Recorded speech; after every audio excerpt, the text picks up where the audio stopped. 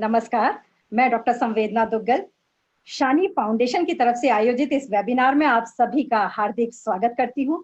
हार्दिक अभिनंदन आप सभी का। शानी फाउंडेशन की ओर से विभिन्न विषयों पर वेबिनार आयोजित किए जा रहे हैं। इसी कड़ी में आज हम बात करेंगे समाज, साहित्य और चौथी सत्ता पर। साहित्य समाज का दर्पण है और इतिहास साक्षी है कि जो कालखंड रहा है उसके साहित्य में उसका सत्य रचा बसा रहता है। लोक कथाओं से लेकर कहानियां, नाटक, उपन्यास, कविताएं, इन सभी में सामाजिक सरोकार जुड़े रहते हैं। यानी जब भी इतिहास लिखा जाएगा तो ये विधाएं प्रमाण के तौर पर उसमें दी जाएगी। चौथी सत्ता, मीडिया को लोकतंत्र का प्रहरी कहा जाता है। पत्रकारों का समाज में महत्वपूर्ण स्थान रहा है, लेकिन इधर कुछ विगत वर्षों से देखने में आया है कि पत्रकारिता के स्तर में लगातार गिरावट आ रही है।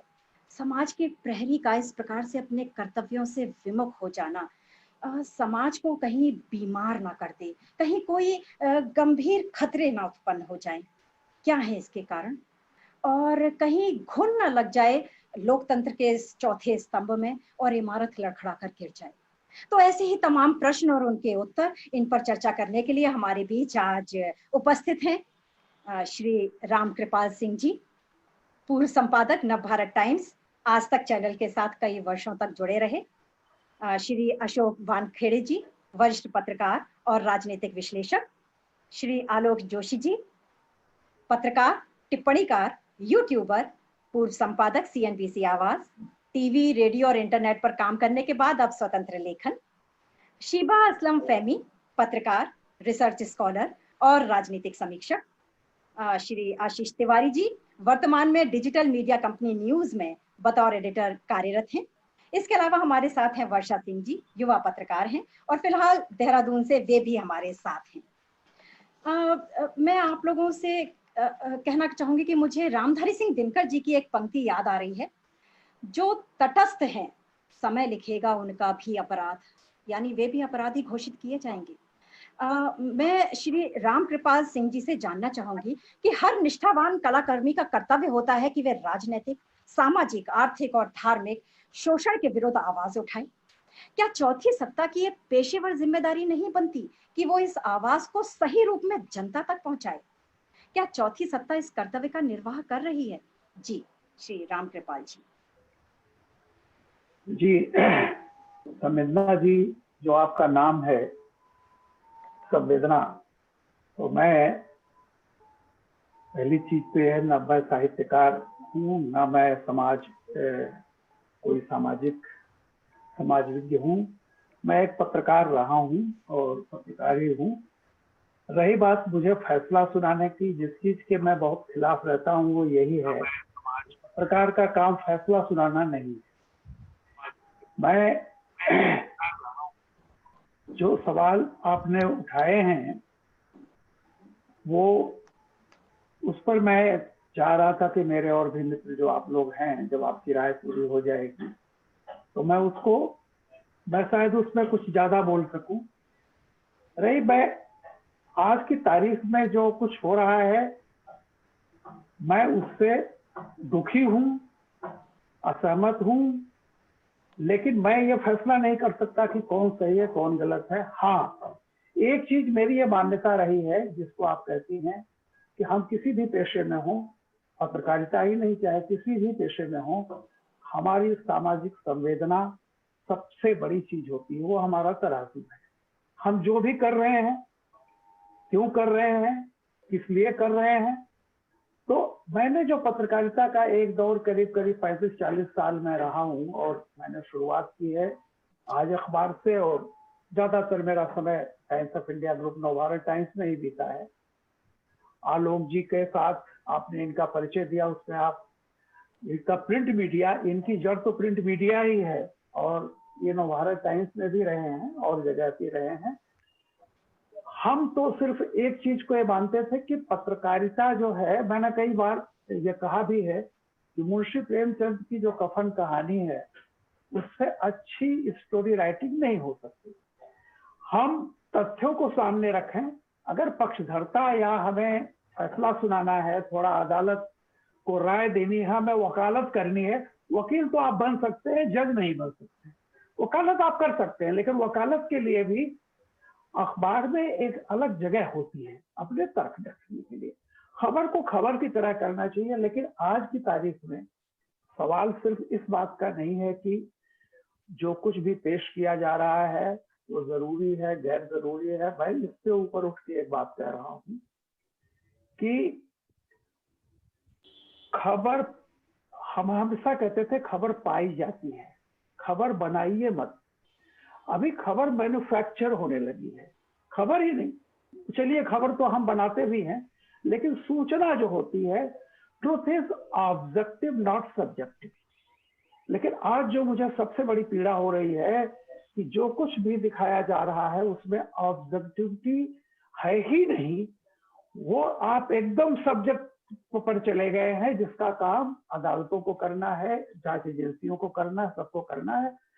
मैं नहीं कहता कि कौन सही है कौन गलत है, लेकिन आज का जो दौर देख करके मुझे लगता है कि मैं पुराना पड़ चुका हूं और ये कहना कि सब कुछ गलत हो रहा है, मैं समझता हूं कि मैं इसको ऐसा कहने से अपने आप को रोकता हूं। लेकिन एक बात है कि मुझे दोनों पक्ष, जैसे कबीर ने लिखा था ना कि वह हलाल हुए झटका मारे आग दो घर लागी।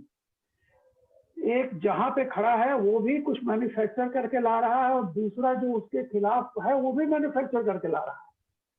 यानी मेरा ये कहना है कि आप तथ्य लाइए, और तथ्य अगर कहीं आप में अगर वाकई आप अच्छा प्लॉट, अच्छी चीजें लिख सकते हैं, तो हमेशा मैं मानता हूं कि प्लॉट अपने आप मैसेज देता है, अलग से मैसेज देने की जरूरत नहीं पड़ती।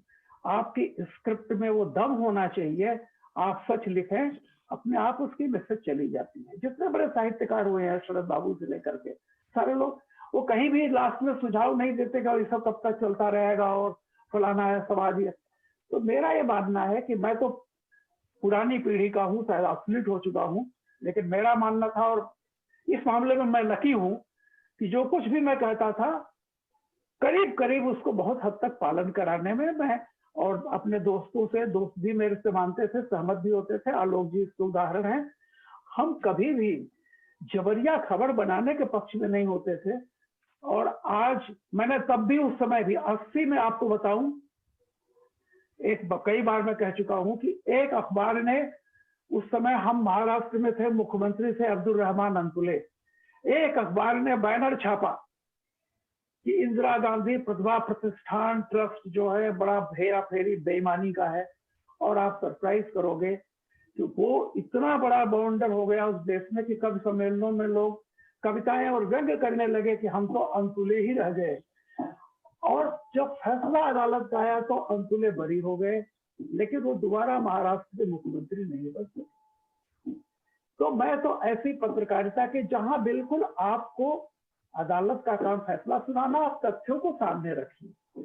लेकिन मुझे बहुत दुख के साथ कहना पड़ रहा है कि आज मैं, मेरे हिसाब से जो है ठीक नहीं है। हो सकता है कि मैं गलत हूं, कल को मैं एक बात को मानता हूं कि तकनीकी है, बहुत सारी चीजें हैं, लेकिन तकनीकी आपके मूल भावना को, खबर क्या है, इंफॉर्मेशन क्या है, इसको नहीं बदल सकती। तकनीकी जल्दी पहुंचा सकती है।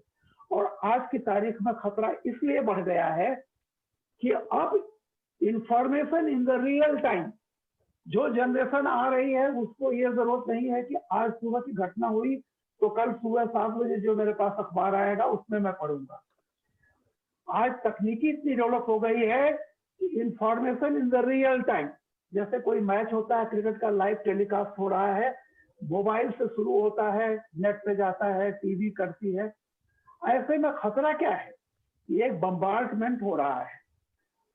अब उसको रोक करके सुधारने की कोई गुंजाइश नहीं है।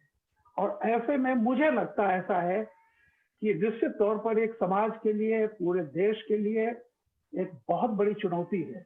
और ये उनके लिए भी चुनौती है जो टीआरपी देखते हैं। देखिए, आप गंदे से गंदा काम करेंगे तो भी टीआरपी देखने वाले उसको झुक जाएंगे। आप अच्छा काम करेंगे तो हो सकता है कि कम ही आए। तो आप पत्रकारों पर ये बहुत बड़ा दायित्व है, संपादकों पर बहुत बड़ा दायित्व है, मालिकों पर बहुत बड़ा दायित्व है कि जो कुछ हो रहा है ये आगे इसी तरह बढ़ता जाएगा। मैं सेंसरशिप के खिलाफ हूं। मैं नहीं चाहता कि सरकार कोई कानून बना करके इस तरह की चीजें करे। शायद मैंने ज्यादा समय ले लिया, बाकी हमारे मित्र इस पे रोशनी डालेंगे। मैंने अपना एक अनुभव जो बताया और जो है। जी, जी, आभार आपका।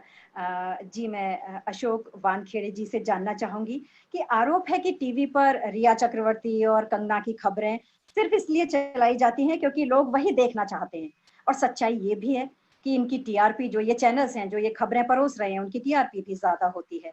तो दोषी कौन है, दर्शक या मीडिया? या कहें कि विकल्प ही नहीं है? जी। धन्यवाद संवेदना जी। एक तो शानी फाउंडेशन का भी धन्यवाद, उन्होंने बुलाया। और राम कृपाल जी है, आलोक जोशी है, ये सब सीनियर है मुझसे, उनके सामने बोलने में थोड़ी हिचक भी होगी। लेकिन राम कृपाल जी को जो लगता है कि वो पुराने पीढ़ी के हैं, मैं नहीं मानता। राम कृपाल जी को सुनने वाले, उनको फॉलो करने वाले आज भी लोग हैं। और मैं कम से कम मेरे ओर से तो इतना आश्वस्त करूं कि राम कृपाल जी, आपने जो मूल्य की जो रक्षा की है पत्रकारिता में, मैं प्रयास कर रहा हूं कि अगले जनरेशन का हूं मैं आपके, तो वही मूल्यों को मैं सामने ले जाऊं। क्योंकि पत्रकारिता में समाज के हर जगह समाज में गिरावट आई है। समय के चलते समाज की, इवन साहित्य में गिरावट आई है। जो साहित्य अभी जो जिक्र किया कफन की कहानी का, कैसी कितनी कफन की कहानियां आज आपको देखने को मिलेंगी। क्योंकि ना वो समय है, ना समाज का जो संरचना है उसमें भी काफी बदलाव आया है। और बदलाव फिर जब समाज के हर क्षेत्र में आता है, साहित्य में आता है, राजनीति में आता है, तो वही बदलाव अब आपको मीडिया में भी दिखेगा। लेकिन मैं इस बात को मानता हूं कि बदलाव स्थिति में आ सकता है, बदलाव आपके संसाधनों में आ सकता है, लेकिन जो आत्मा होती है चीज, साहित्य की आत्मा, साहित्य में बाकी चीजें में बदलाव आ सकता है, लेकिन साहित्य की आत्मा जो है वो कहीं ना कहीं उसका जब डिटोरिएशन होता है तो फिर चिंता का विषय है। राजनीति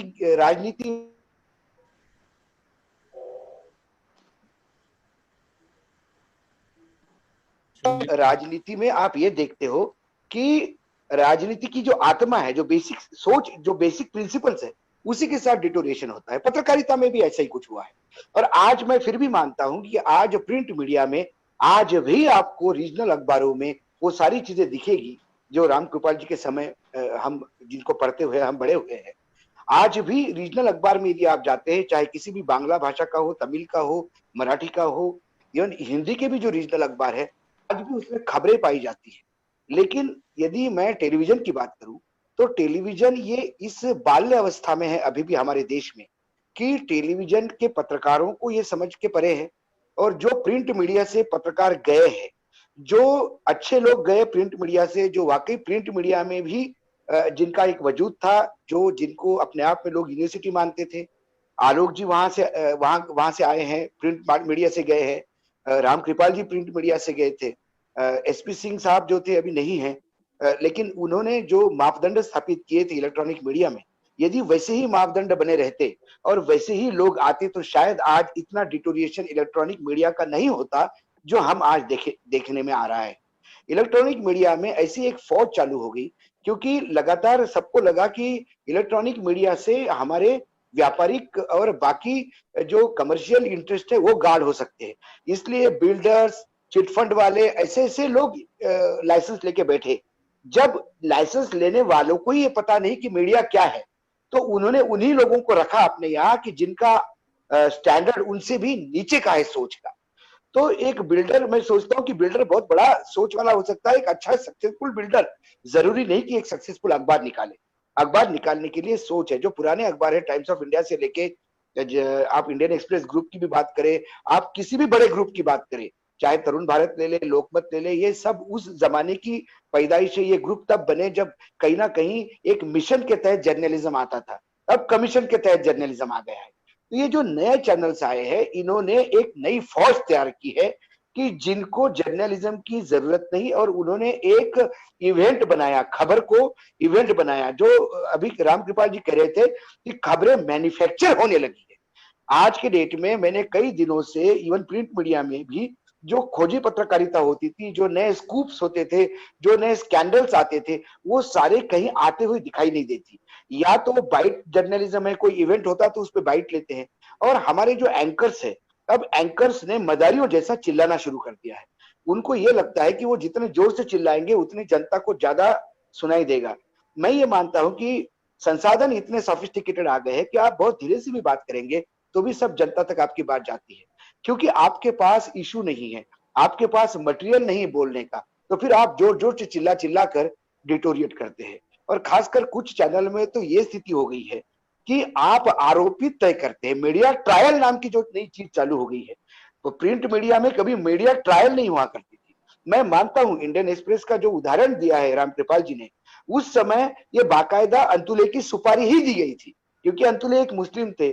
महाराष्ट्र में मुस्लिम मुख्यमंत्री कैसा हो सकता है, ये वहां मराठों को समझ के परे था, इसके तहत एक सुपारी दी थी। लेकिन ना वो भ्रष्टाचार का प्रारूप था। उन्होंने जो भी पेमेंट लिया था सीमेंट के लाइसेंस देने के लिए, वो एक ट्रस्ट के तहत लिया था, और वो ट्रस्ट का पैसा बाकायदा सामाजिक कार्यों के लिए खर्चा हो रहा था। कोई कैश ट्रांजैक्शन नहीं था, चेक से ट्रांजैक्शन था।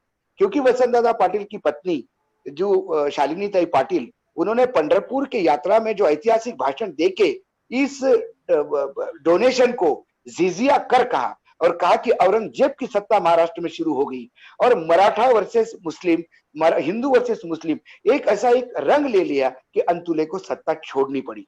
आज पीएम केयर फंड का यदि हम बात करें तो उसका प्रारूप उस इंदिरा गांधी जो प्रतिष्ठान था उससे कोई अलग नहीं है। वो भी चेक से पेमेंट लेते हैं, वो भी चेक से पेमेंट विभिन्न ऐसी संस्थाओं से लेते हैं, ऐसे उद्योगपतियों से पैसे आ रहा है जिन उद्योगपतियों को लगातार सरकार कुछ ना कुछ दे रही है। ये सबके सामने है, ये कोई छुपा हुआ नहीं है। लेकिन उस जमाने में ये सुपारी जर्नलिज्म जो चल रहा था कि आप किसी का दे दो, ऐसे कई कारण हैं, ऐसी कई चीजें हैं जो आप बता सकते हैं। लेकिन हमारे यहाँ कहीं ना कहीं पत्रकारिता मर गई करके हम नहीं कह सकते। आज आलोक जोशी जी ने अपना एक काम चालू किया है और उसको अच्छा प्रतिसाद मिल रहा है। आज भी समाज में लोग पत्रकारिता चाहते हैं, अच्छी पत्रकारिता चाहते हैं। अच्छे बोलने वाले की आज भी इज्जत है, अच्छे लिखने वाले की आज भी इज्जत है। इसलिए मुझे लगता है कि एक ऐसा फेज है इलेक्ट्रॉनिक मीडिया का, ये समुद्र मंथन है, ये तो विष निकल रहा है। आने वाले समय में अमृत भी निकलने की जरूरत है। लेकिन ये जो चिल्ला चोट वाली बात है, एक समय ऐसा आया था कि जब चैनल चालू हो गया था, और मैं तो नाम लेके बात करूंगा, इंडिया टीवी जब शुरू हुआ था तो मुझे याद है सांप नेवले ये तमाम बातें, अंधविश्वास की खबरें इतनी चलाई जा रही थी, क्योंकि तब लोगों को टीआरपी चाहिए था। हम कितना लोगों को तक जाते हैं, क्योंकि टीआरपी के आंकड़े से आपको विज्ञापन मिलता है। और फिर धीरे धीरे जब उन्होंने देखा कि हमारा टीआरपी बढ़ गया तो उससे विड्रॉ हो गए। अब एक कुछ जो चिल्लाने वाले एंकर है, उनको लगता है हमारा टीआरपी है, कुछ समय ये चलेगा। हमारे देश में एक मनोहर कहानियां जो क्राइम पे लिखी हुई मैगजीन थी, वो बहुत ज्यादा बिकती थी, लेकिन वो समाज का चिंतन की दिशा तय नहीं करती थी। चिंतन की दिशा तब भी नवभारत टाइम्स तय करता था, तब भी धर्मयुग तय करता था, तब भी इलस्ट्रेटेड वीकली तय करता था। ये तमाम वो ऑर्गेनाइजेशन थे, जो पब्लिकेशंस थे। वो हो सकता है मायापुरी करके जो फिल्मों की मैगजीन आती है और बाकी जो मैगजीन थे उनका सर्कुलेशन कम हो गया, लेकिन इम्पैक्ट था। आज भी मुझे लगता है कि कुछ चैनल्स है जिनका टीआरपी नहीं है लेकिन उनका इम्पैक्ट है, और वो इम्पैक्ट दिखाई देता है। इसलिए ज्यादा दुखी तो मैं भी हूं। ये स्थिति आ गई कि अपने आप को पत्रकार कहलाना भी अब शर्मसार हो गया है, क्योंकि पत्रकार के मायने वो मदारी हो गया है कि जो सांप नेवले की लड़ाई देखने के लिए जोर जोर से चिल्ला चिल्ला के दिखाता है और अंत में कुछ नहीं होता। पालघर में 2 साधुओं की हत्या हो गई, वो कुछ दिन चला, उसके बाद सुशांत राजपूत चला, उसके बाद अब कंगना रनावत चली, अब मुझे लगता है कुछ दिन आईपीएल चलेगा। ये इवेंट चाहिए होता है। मतलब एक चैनल जब ये रिपोर्टिंग करता है कि रिया चक्रवर्ती ने आज 2 रोटी में से 1 रोटी का 2 निवाले खाए, उसके बाद पीले रंग का दुपट्टा अपने कंधे पे रख के वो अपने जेल के बाहर चहलकदमी कर रहे थे। मुझे लगता है कि जब जवाहरलाल नेहरू और गांधी जी जेल में गए तब भी शायद तब के अखबारों ने ये रिपोर्टिंग नहीं की होगी कि गांधी जी ने 2 निवाले खाए और वो गांधी जी 4 कदम पैदल चले। ये जो डिटोरिएशन है ये मात्र इसलिए है टीआरपी की होड़ है। मुझे लगता है कहीं ना कहीं इसका इम्पैक्ट कुछ दिनों तक रहेगा, उसके बाद ये एक मैंने कहा ना बाल्य अवस्था में है, इसमें भी सुधार की जरूरत है और सुधार होगा। रही जर्नलिज्म की बात, जर्नलिज्म जो स्थिति में है वो वाकई बहुत शर्मसार है। अपने आप को जर्नलिस्ट कह लेने में शर्म आती है। लेकिन फिर ये बात साहित्य की भी है, ये बात राजनीति की भी है। पार्लियामेंट जब दिल्ली में आया था आज से 30 साल पहले, और जब पार्लियामेंट कवर करने जाते थे तो पार्लियामेंट में शेर शायरी से लेके कविताओं का जो उदाहरण पेश किया जाता था और जो डिस्कशन होता था सुनने लायक होता था। आज के डिस्कशन सुनने लायक है नहीं। आज के डिस्कशन जिसको कुछ नहीं होता वो बोलता है, सरकार लगातार झूठ बोलती है, पार्लियामेंट में सरकार झूठ बोलेगी, ये कभी अपेक्षा नहीं थी। एक दूसरे की बिलो द बेल्ट बार बार यदि स्पीकर को ये कहना पड़े कि ये कार्यवाही से हटाया जाए, ये कार्यवाही से हटाया जाए, इसके मायने ये है कि कार्यवाही में लिखने लायक चीजें लोग बोलते नहीं। ये हमारे सांसद है जिसको हम चुन के भेजते हैं। तो राजनीति, साहित्य, पत्रकारिता सभी में डिटोरेशन आया है, समाज के कई जगह डिटोरेशन आया है, ये देखने को मिला है। लेकिन डिटोरेशन आया है करके हम चुप नहीं पड़ सकते। शानी फाउंडेशन ने जो काम किया, ऐसे ही अलग अलग लगा जगह पे लोग काम कर रहे हैं, और यही कारण है कि एक आशा की किरण जिंदा है, ऐसा मुझे लगता है। बाकी सब दोनों वरिष्ठ है, जोशी जी वरिष्ठ है मेरे से, और रामकृपाल जी तो बहुत वरिष्ठ है। अब इनके सामने मैं जितना जो मेरी जो समझ थी, जो मैं एक्सपीरियंस करता हूँ, जो मैंने देखा, जो मैंने पढ़ा और जो मैं अभी कर रहा हूँ, ये आपके सामने रखने का प्रयास किया। लेकिन मैं इसके बाद भी आलोक जी से बहुत कुछ सुनना चाहूंगा, और रामकृपाल जी के अंतिम मैं उनका एक विश्लेषण जरूर सुनना चाहूंगा, क्योंकि आज मैं इन दोनों से कुछ घर ले जाने के लिए आया हूँ। आभार, आभार। जी, मैं आलोक जोशी जी से जानना चाहूंगी कि ट्विटर, फेसबुक, इंस्टाग्राम जैसे सोशल मीडिया के युग में लोक तत्व का अभाव नजर आता है। क्या मीडिया सिर्फ शहरी आबादी को साधने का काम कर रहा है? कौन लोग हैं जिनको टारगेट बनाकर चल रहे हैं?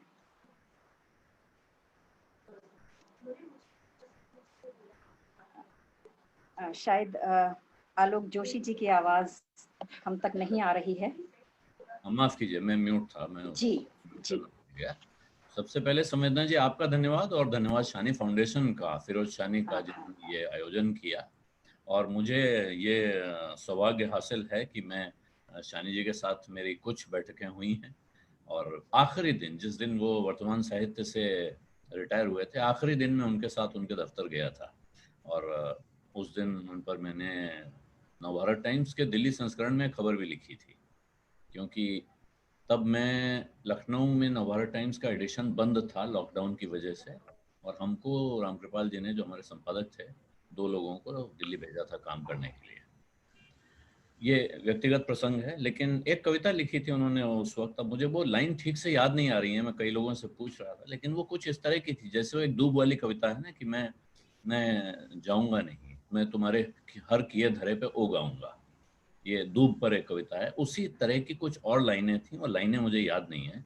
लेकिन है क्या कि आप जब कोई काम कर रहे हैं, जिस प्रसंग में आपने बात कही है कि क्या टारगेट है, कौन टारगेट है, क्या शहरी आबादी टारगेट की जा रही है। देखिए, शहरी आबादी टारगेट की जा रही है, इसमें कोई शक नहीं है। जब हम टेलीविजन पे टीआरपी का हिसाब लगाते हैं, और खास तौर पे बात टेलीविजन पर ही होती है, इसलिए पहले वहाँ की बात से शुरू करता हूँ। मैं अपना एक यूट्यूब चैनल चलाता हूँ, भी अशोक भाव ने बताया, वन आलोक जोशी नाम से। वहाँ तमाम लोग आते हैं, जुड़ते हैं, मुझसे बात करते हैं, और कई बार कहते हैं कि भाई आप बोला करिए। मैं कुछ मेहमानों को लाता हूँ, कहते हैं नहीं, हम तो आपकी बात सुनने आते हैं, आप बोलिए। ऐसे अनेक लोगों ने आज की तारीख में अपने अपने टेलीविजन, ये यूट्यूब चैनल शुरू कर दिए हैं।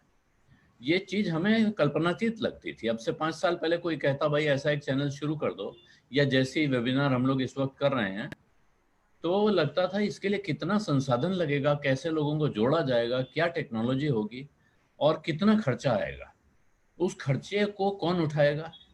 अब आप देखिए ये जुड़ने में कितना खर्चा आ रहा है। तो एक टेक्नोलॉजी आपके रास्ते में बहुत बड़ा सहारा बन के आ गई है। अब मैं और आप खड़े होकर किसी 1000 करोड़ रुपए वाले व्यापारी से मुकाबला कर सकते हैं, अगर हमें अपने कंटेंट की ताकत पर भरोसा है। रहा सवाल शहर का और गांव का, तो जो भी कमर्शियल मीडिया है, जो मेन स्ट्रीम मीडिया जिसको कहते हैं, जो विज्ञापन के दम पर, सर्कुलेशन के दम पर चलता है, वो किसी ना किसी को टारगेट बनाकर चलेगा ही। मैं कोई ऐसा नहीं कह रहा हूँ कि मैं कोई पवित्र काम कर रहा हूँ और मैं एक यूट्यूब चैनल चला रहा हूँ जिससे मैं धर्म की रक्षा करूंगा और मुझे कोई नहीं चाहिए कि कोई देखे या ना देखे। मैं भी चाहता हूँ कि मुझे अच्छे लोग देखें, शहर में देखें, गांव में देखें, जहां हो वहां देखें और मेरी बात सुने। और ये हौसला इसीलिए पैदा होता है अपने अंदर कि हमें लगता है कि हमारी बात सुनने वाले लोग हैं। मैं इसके ठीक पहले जिस टेलीविजन चैनल में नौकरी करता था, वहाँ मैं एक डिबेट शो करता था। और अभी जैसे अशोक जी ने कहा कि टेलीविजन पर एंकर इतनी जोर जोर से चिल्लाते हैं कि ऐसा लगता है कि वो टेक्नोलॉजी उपलब्ध नहीं है। ऐसा सचमुच ऐसा लगता है। लोगों का कहना है कि टीवी ऑन करने की क्या जरूरत है, अपने ड्राइंग रूम में बैठ जाओ, और ये तो इतना जोर से चिल्लाता है कि इसकी आवाज ऐसे ही आ जाया करेगी। लेकिन ये दरअसल किसी एक इंसान पे आज उंगली उठ रही है, क्योंकि वो इंसान अब अपने चैनल का मालिक भी है, संपादक भी है, सब कुछ है। लेकिन ये एक व्यवस्था है और इस व्यवस्था ने उसको ये बना दिया है। मैं अभी याद दिलाना चाहूंगा, और मैं रामकृपाल जी का खास तौर पे शुक्रगुजार हूँ कई मायनों में जिंदगी में, कि इन्होंने बहुत विकट मौकों पे मेरे कंधे पे हाथ रखा है, और जहां तक पहुंचा, जहां मैं आज हूँ, इसमें इनका बहुत योगदान है। और मैं पत्रकार नहीं था जब मैं इनका मित्र था, तब मैं लखनऊ में पढ़ता था और ये नवभारत टाइम्स में वरिष्ठतम लोगों में से एक थे। तो लेकिन मैं कभी भी जब मेरा मन करता था उठ के चला जाता था इनकी टेबल पे, और ये इनकी खासियत थी कि तो बहुत बहुत उत्साह के साथ स्वागत करते थे। या वाह, लोग अपना कुछ काम वाम भी कर रहे हो।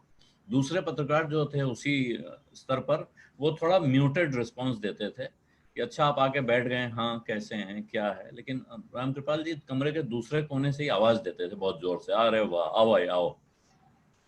तो हमने वहां, और उस वक्त हम लोग People's Union for Civil Liberties यानी पीयूसीएल में काम किया करते थे।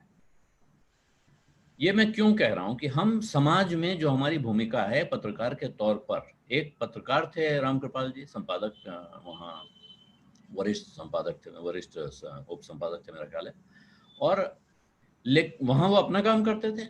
लेकिन बाहर निकल के समाज में एक भूमिका होती है एक्टिविस्ट के तौर पर, तो वो पीयूसीएल में भी काम करते थे, वहां मैं भी काम करता था।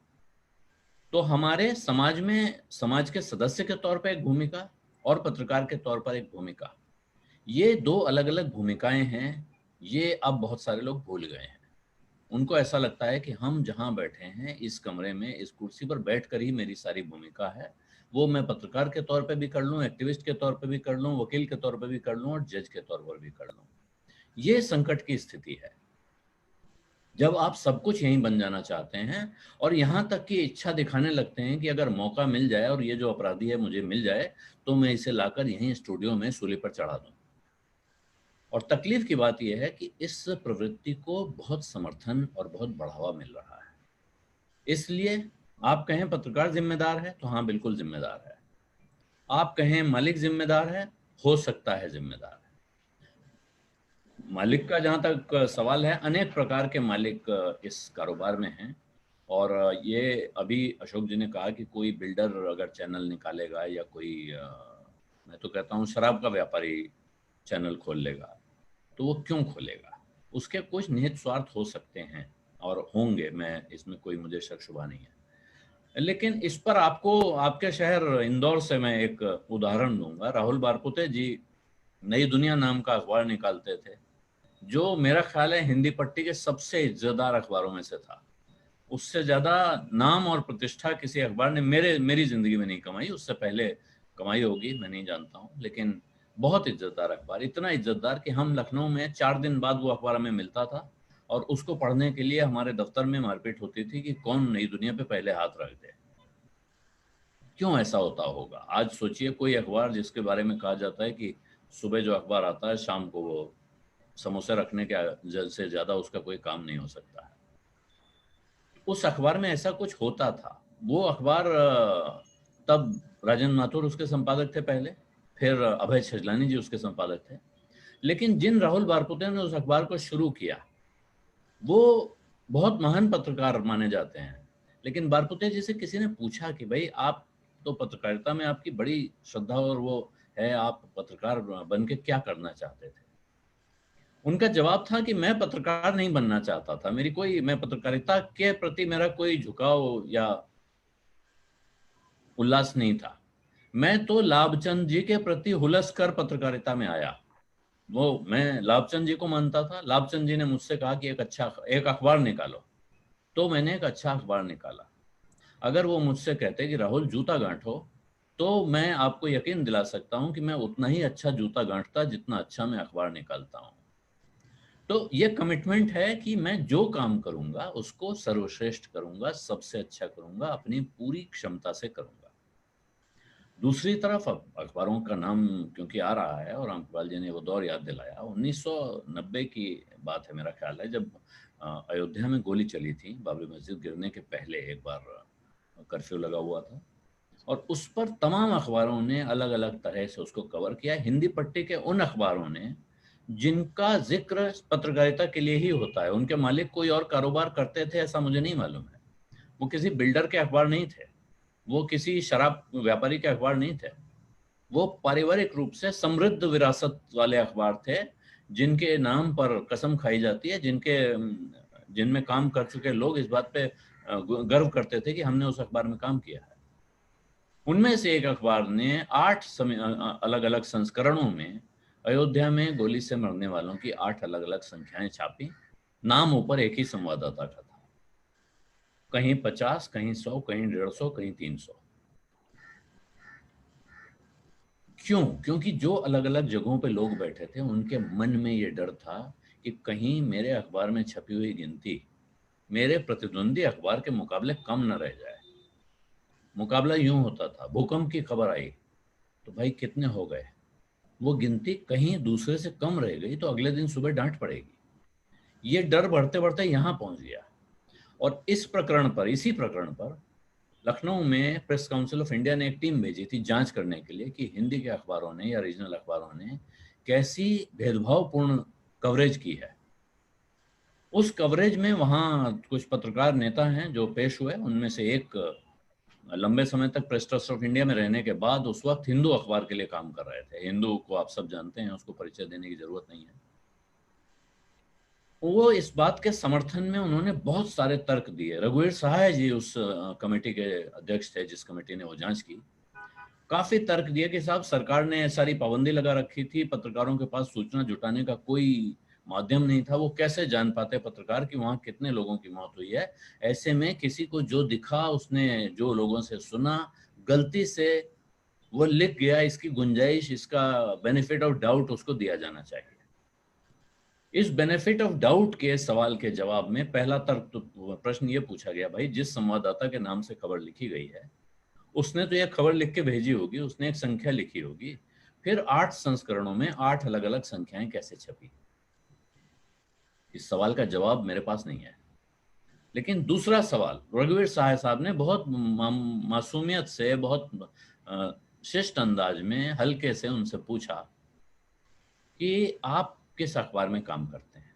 तो उन्होंने कहा मैं हिंदू में काम करता हूँ।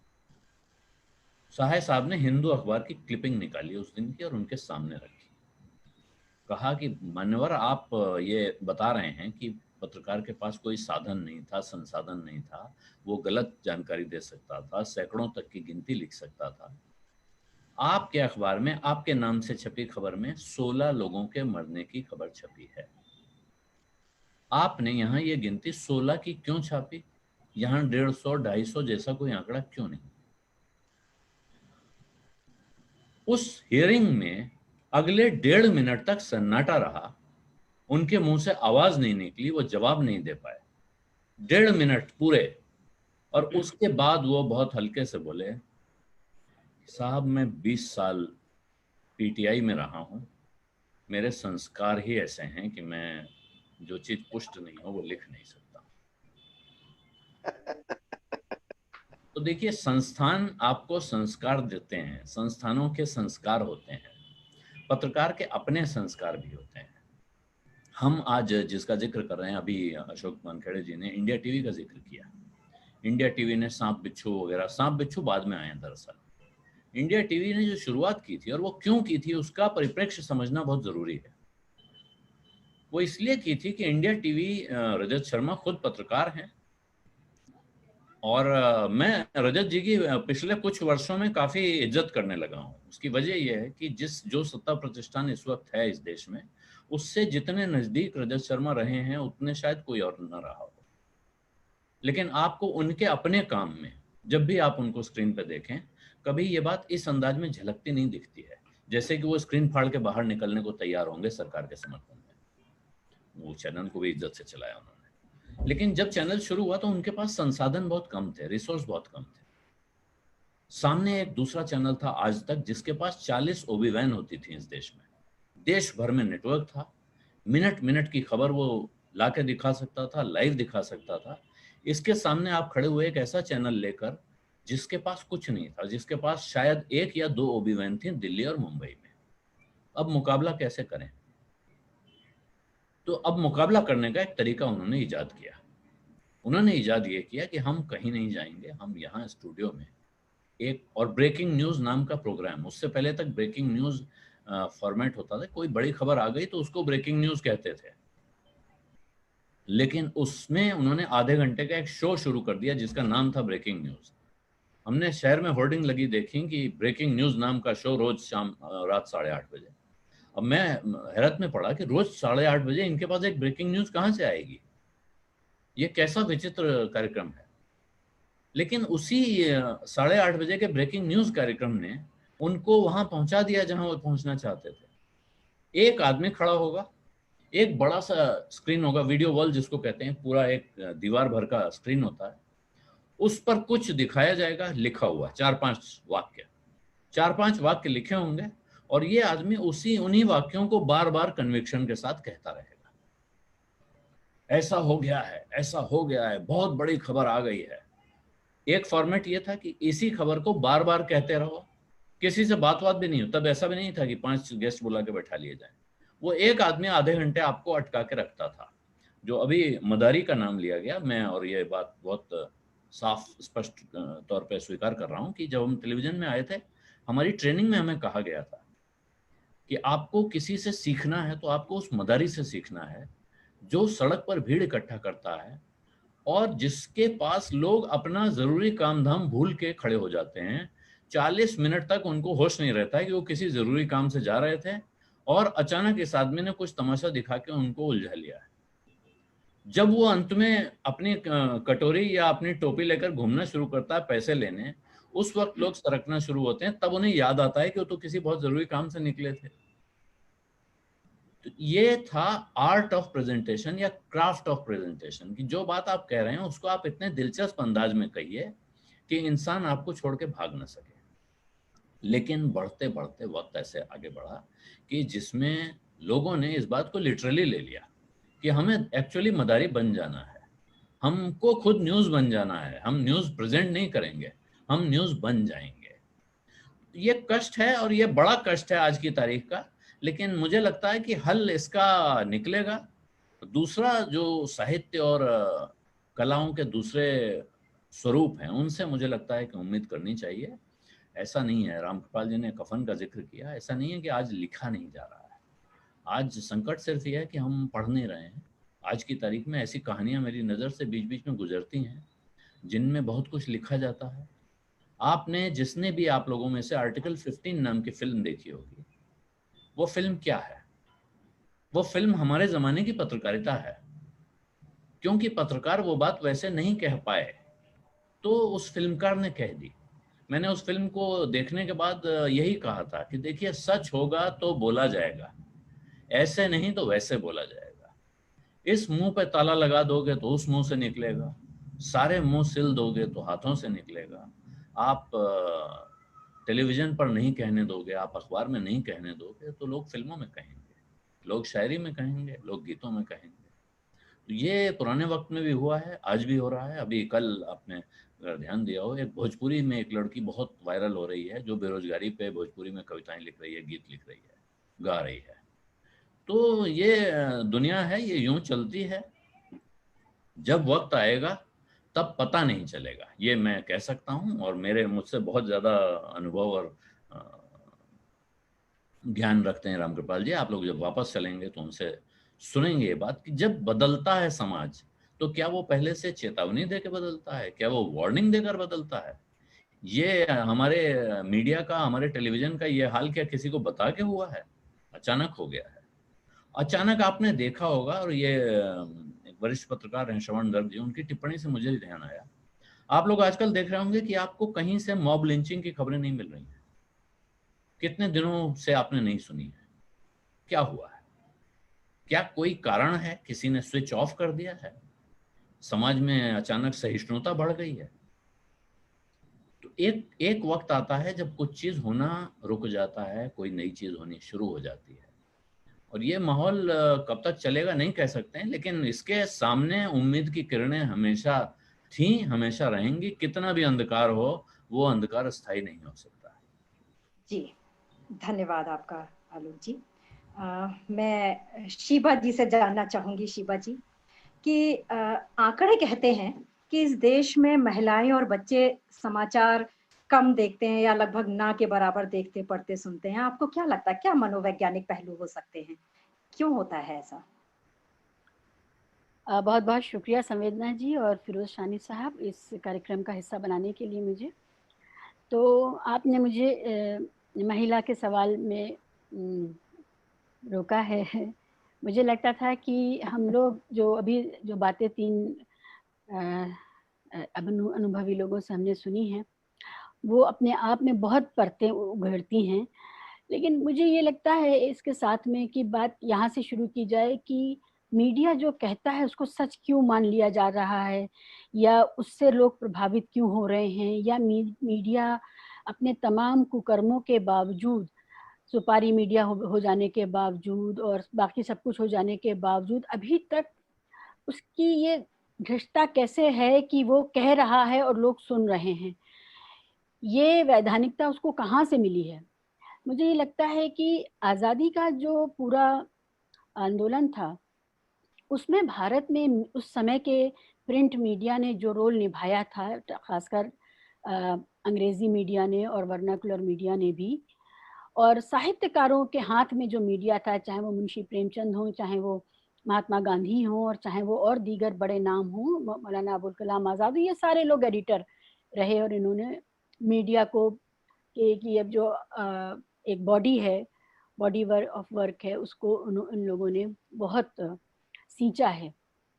उस समय मीडिया ने जो कुछ अर्जित किया था विश्वास के नाम पे, वैधानिकता के नाम पे, और समाज में उसकी एक जगह जो बनी थी, उसको एक ब्लैंक चेक की तरह मीडिया आज तक इस्तेमाल कर रहा है। वरना मीडिया की ये हिम्मत कैसे है? अब इस समय हम जिसको मीडिया कह रहे हैं उसमें हम न्यूज़ मीडिया का जो धंधा है, मैं उसकी बात कर रही हूँ। तो न्यूज़ मीडिया का धंधा जो पारंपरिक तौर पे जिसको हम खासकर टीवी और प्रिंट कहते हैं, वो सुपारी मीडिया में तब्दील हुआ, वो लिंच मॉब में तब्दील हुआ, वो चाहे वो एक व्यक्ति हो, चाहे वो एक समूह हो, उनके खिलाफ खड़ा होकर के कुछ भी वो कह सकता है और लोग उसको बर्दाश्त करेंगे। देखिए, मीडिया के स्टूडियो तो हमारे इसी शहर में हैं, बड़े शहरों में हैं, जहाँ लोग आंदोलन करते हैं, जहाँ जंतर मंतर होता है या जहाँ गेटवे ऑफ इंडिया होता है। क्या लोगों को उनका पता नहीं मालूम है? इतने लोग नाराज हैं अगर, और फिर भी वो मीडिया के दरवाजे पे खड़े होकर सवाल नहीं पूछ रहे, वहां नहीं जा रहे हैं, तो ऐसी क्या बात है? What is the insulation between them कि वो मीडिया के दरवाजे पे जा करके, वो नेता के दरवाजे पे जाके खड़े हो सकते हैं, वो थाना का घेराव कर सकते हैं, वो थाना फूंक देते हैं, लेकिन वो मीडिया के दरवाजे पे क्यों नहीं जा रहे हैं? मीडिया का पता सबको मालूम है। तो ये जो वैधानिकता है, और ये कितना भयानक है कि जब आपको इतने ऊंचे पायदान पे जो समाज रखे बैठा हो और आप उसके साथ इतनी घृष्टता करें, इतने अपराध करें। मुझे ये लगता है कि समाज जो है वो धीरे धीरे सचेत हो रहा है। पहली कड़ी में तो ये हो रहा है कि मीडिया का जो मतलब है उसमें व्यापकता आई है, यानी कि एक सुपारी मीडिया, गोदी मीडिया या कॉरपोरेट मीडिया, इन सब के बरक्स एक पीपल्स मीडिया, लोक मीडिया खड़ा हो रहा है। और इस ट्रेंड में भी जो फर्क आ रहा है कि लोग जरूरी नहीं है कि, मतलब आज इस कार्यक्रम में शामिल होना था इसलिए मुझे कुछ चैनल्स के दर्शन करने पड़े, और ये बड़ी विडंबना जैसा था कि भाई पता करें इस समय चल क्या रहा है उस सुपारी मीडिया में, वरना कौन देखता है वो मीडिया? हम में से जैसे जैसे लोग समझते जा रहे हैं वैसे वैसे वो वक्त की बर्बादी जानते जा रहे हैं और नहीं देखते हैं। एक बात ये है कि जो घर में जबरदस्ती आपके घर में घुस के जो मीडिया आया हुआ है, उसमें गुणवत्ता की तलाश करना बेईमानी है। मुझे लगता है टीवी सीरियल से भी अगर आप बात करें, आपने महिलाओं का जिक्र किया कि महिलाओं की और बच्चों की भागीदारी का सवाल, क्योंकि ये एक सब्सक्रिप्शन बेस्ड है, और एक सब्सक्रिप्शन आप दे देते हैं, उसके बाद आप सैकड़ों चैनल मुफ्त देखते हैं, तो उस वजह से महिलाओं के लिए जो प्रोग्राम बनते हैं उसमें आप देखिए किस तरह का कंटेंट डेवलप किया जाता है। आपको जो जो महिलाओं के लिए तथाकथित प्रोग्राम हैं उनमें जो महिलाएं दिखती हैं, क्या वो आपको समाज में दिखती हैं? यानी कि जैसे जैसे महिलाओं में चेतना का विकास हुआ, सामाजिक चेतना का, और उसके साथ साथ बहुत सारे आंदोलन का हिस्सा हैं आज की तारीख में वो, चाहे वो दलित महिलाओं का लेखन हो, चाहे दलित महिलाओं का आंदोलन हो, बहुजन समाज, आदिवासी समाज, मुस्लिम समाज, इन सब समाजों में महिलाओं का एक उत्थान सामाजिक चेतना के दायरे में हम देखते हैं। लेकिन कोई सीरियल ऐसा नहीं है जो कहीं इसको शामिल करता हो। सजी धजी सिल्क और गहनों से लदी हुई महिला, षड्यंत्रकारी महिला और उंगलियों पर नचाती हुई पुरुषों को महिला, इस महिला का ये जो मुफ्त में प्रोग्राम आ रहा है, कोई फिल्म बनाएगा तो शायद वो ध्यान रखेगा कि नहीं, थोड़ा वो सचेत रहे और आज की महिला को वो इतना ना गिराए। लेकिन जो टीवी महिला का चरित्र गढ़ रहा है वो किस तरह का गढ़ रहा है, इसके खिलाफ कोई आंदोलन अभी कैसे नहीं शुरू हुआ, मुझे तो इस पर भी ताज्जुब होता है। लेकिन एक बात है कि चाहे वो महिला का सवाल हो, चाहे वो बच्चों का सवाल हो, टीवी में जो कुछ भी आ रहा है उसको लेकर के समाज में एक्टिव जिसको हम कहते हैं चेतना का विकास नहीं हुआ है। वरना ये मुमकिन ही नहीं था कि आप रियल टाइम में जा करके 10 लोग 15 लोग संपादक से, ब्यूरो चीफ से या चैनल हेड से जा करके मिलते और कहते इनफ इज इनफ, ये बदतमीजी और नहीं कर सकते आप समाज के साथ। जो फार्मर्स, जो किसान, आप देखिए पिछले साल आपको याद होगा 2019 में 18 में चेन्नई से आए और उन्होंने अपने कपड़े उतार दिए और वो अपना पेशाब आगे रख के बैठे थे कि हम विरोध में ये भी कर सकते हैं कि वो पी लेंगे। इतने उस जगह पर पहुंचने के बावजूद भी, उस निराशा के बावजूद भी, और उनका जब किसी भी तरह का उनका कवरेज नहीं मिला उनको सुपारी मीडिया से, तो उन्होंने मीडिया से कोई सवाल नहीं किया, जबकि वो उसके सीधे सीधे कंज्यूमर भी हैं, उसके एक जो आर्थिक सिस्टम है उसमें उसके वो ग्राहक भी हैं, सब कुछ है, लेकिन उन्होंने उससे सवाल नहीं किया। बहुत से नौजवान आत्महत्या कर रहे हैं, आत्महत्या करने से पहले जब वो सब कुछ छोड़ रहे हैं और पूरे परिवार जयपुर का आज एक परिवार आप देखिए, 3 मर्द और 1 महिला, सुनार परिवार है, आत्महत्या कर ली। उनका 4 अलग अलग कमरों में शव लटके हुए हैं। एक मतलब पढ़ा लिखा सोचने समझने वाला परिवार, उसने आत्महत्या कर ली, लेकिन उसने सवाल नहीं किया, जाते जाते भी सवाल नहीं किया। ये क्या हो रहा है? मीडिया से इतनी दूरी पीड़ित समाज की क्यों है? और जो लोग जिसको हम कहते हैं इलीट ट्राइबलिज्म, संभ्रांत लोगों का जो एक ट्राइबलिज्म है, उनकी तो एक्सेस पूरी तरह से है मीडिया में। वो अपने मुद्दे उठा रहे हैं, वो अपना जो भी उनको कहना है करना है वो कर रहे हैं। लेकिन ये मीडिया जो जनता के लिए है और जनता को सबसे ज्यादा प्रभावित करता है, उस तक जनता किसी भी रूप में क्यों नहीं पहुंच रही है, ये मेरी समझ से बाहर है। मुझे समझ नहीं आ रहा है कि क्या ये लोग चांद पर स्टूडियो रखे बैठे हैं, बनाए बैठे हैं, क्यों नहीं पहुंच रहे हैं लोग, क्यों उनसे सीधे सवाल नहीं कर रहे? इतना आपको रोष है। अभी लोगों ने मोदी साहब के खिलाफ इतना बड़ा उनके जन्मदिन पर कार्यक्रम किया, युवाओं ने। उसके अलावा बाकी समाज, चाहे वो शिक्षा मित्र हो, चाहे वो शिक्षक हो, चाहे वो बैंक कर्मचारी हो, चाहे वो रेलवे कर्मचारी हो, ये सारे समाज, और अब वो अपने आप को वर्ग के हिसाब से भी सामने ला रहे हैं, क्लास इंटरेस्ट के हिसाब से भी वो जुड़ रहे हैं। सिर्फ ये नहीं है कि वो दूसरे कास्ट इंटरेस्ट या क्रीड इंटरेस्ट के ही हिसाब से जुड़ रहे हों। लेकिन मुझे नहीं समझ आता कि उनको एक पता क्यों नहीं मालूम है जहां जाकर के वो बात करें और कहें कि आप कैसे नहीं हमारे मुद्दों को दिखाएंगे, आप कैसे सुशांत सिंह राजपूत और रिया चक्रवर्ती पर 2 महीने खर्च करेंगे, 2.5 महीना खर्च करेंगे और इसका कोई अंत ही नहीं है। यह कैसे मुमकिन हो रहा है? तो मुझे ये लगता है कि वो जो आज़ादी के मूवमेंट में जो कमाई की थी मीडिया ने जनता के बीच में अपनी साख की, उस साख का जो ये जो ब्लैंक चेक है वो लगातार भुनाई चली जा रही है, और समाज में अब सबको इस बारे में बात करने की जरूरत है कि आखिर ये कब तक चलेगा और कब तक हम ये मानते रहेंगे और बेबसी का शिकार रहेंगे कि मीडिया से हम कुछ नहीं कह सकते। हम नेता को जूते का हार पहना सकते हैं, हम नेता के खिलाफ ट्विटर आंदोलन चला सकते हैं, हम नेता के खिलाफ जा सकते हैं, हम पुलिस के लिए घेराव कर सकते हैं, थाना भी फूंक सकते हैं, लेकिन हम मीडिया का कुछ नहीं कर सकते। जी शिल्पा जी, ये जो बेबसी है, ये बहुत लाजिम है कि इस बेबसी के पार जाके अब देखना शुरू करे जी हिंदुस्तानी शिल्पा जी, समाज। आक्रोश भी है, आक्रोश भी है और असहायता की स्थिति भी उभर रही है। सचमुच समझ नहीं आ रहा कि क्या वाकई हम इतने दयनीय हो गए हैं।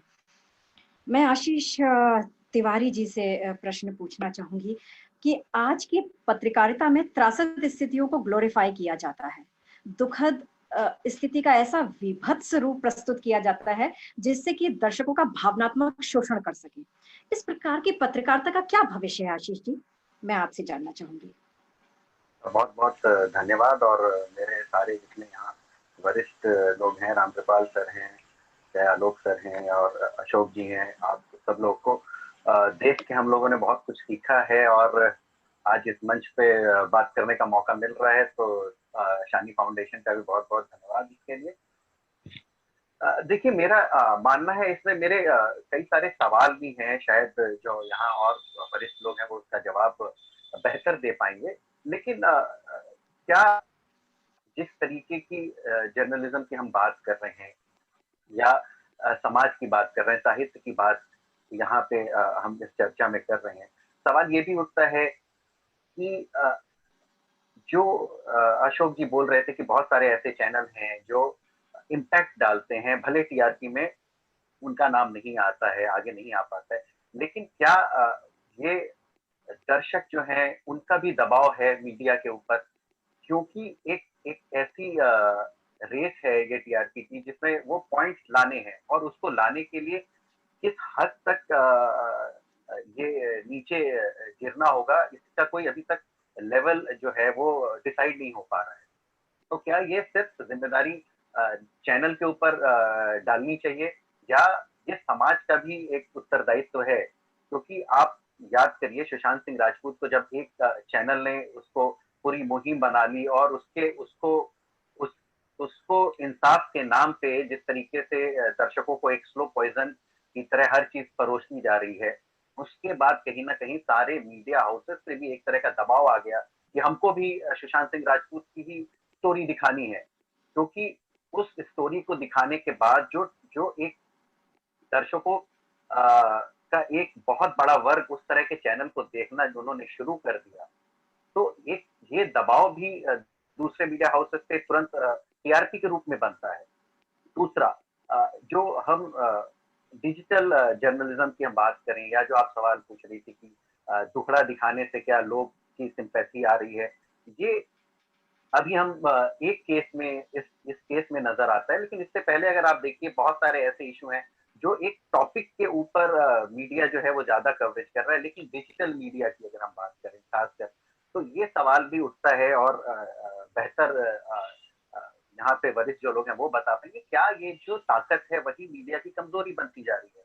क्योंकि इस दौर में जब हर इंसान के पास इंफॉर्मेशन का एक्सेस है और एक प्लेटफॉर्म है जहां वो कुछ भी बता सकता है, तो जो ये सूचना है और जो उसका वेरिफिकेशन है उसको कौन करेगा, एक सवाल ये भी उठता है और यहीं से सवाल उठता है फेक न्यूज का। तो क्या ये जो मदारी का खेल है या ये जो ताकत है वही मीडिया की कमजोरी बनती जा रही है? ये भी एक प्रश्न है जिसका सवाल है जिसका जवाब हमें खोजना होगा कि क्या हर एक आदमी यूट्यूब या सोशल मीडिया प्लेटफॉर्म पे अपना एक चैनल बना के और कुछ भी बता रहा है और जिस तरीके से वहां लोग हैं वो उसको सुन भी रहे हैं और उसको सच भी मान रहे हैं, ये कितना खतरनाक होगा आगे चल के, इसके ऊपर भी सोचना बहुत जरूरी है। जी, शायद आशीष जी की आवाज नहीं, मेरा जी जी जी जी आप शायद जानना चाहते हैं, आप शायद मैं इन लोगों ज्यादा बाकी सुनना जी चाहते वरिष्ठ लोगों से जानना चाहेंगे आप इसका उत्तर। तब तक मैं एक बार वर्षा जी से भी जान लेना चाहूंगी। वर्षा जी, जो ट्रेडिशनल पत्रकारिता है और जो आज की पत्रकारिता है, वो उसमें क्या क्या मूल अंतर आपको क्या नजर आता है? क्योंकि आप युवा पत्रकार हैं और इसीलिए मैं आपसे जानना चाहूंगी कि आपको किस प्रकार का अंतर यहाँ नजर आता है। जी शुक्रिया संवेदना जी। अब मैं स्वतंत्र पत्रकारिता कर रही हूँ और मैंने जो अपना करियर शुरू किया था जर्नलिज्म में, वो टीवी जर्नलिज्म से शुरू किया था। तो उस समय टीवी न्यूज चैनल्स भी शुरुआती दौर में थे। तो उस समय तो मुझे लगता है चीजें अच्छी थी। जो टीवी मीडिया आज तक हमारे सामने था, या जी न्यूज बड़ा अच्छा एक इन्वेस्टिगेटिव और एक किसी एक टॉपिक पर आपको अच्छा रिसर्च के साथ आपको एक प्रोग्राम्स वीकली देखने को मिलता था। इनसाइड स्टोरी जैसे प्रोग्राम्स होते थे।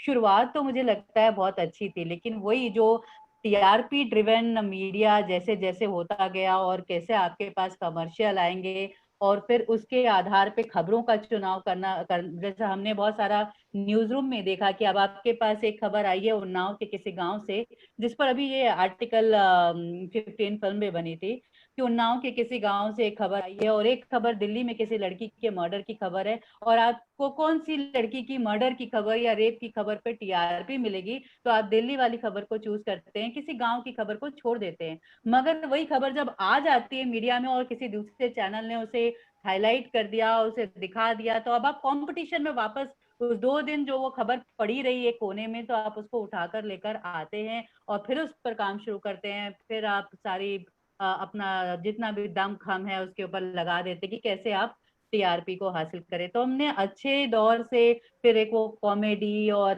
जो सांप सीढ़ी और सारी चीजें हो गई, वो गाय का दिखाना और सब कुछ हुआ। तो मीडिया को हमने बदलते हुए भी देखा बहुत सारा।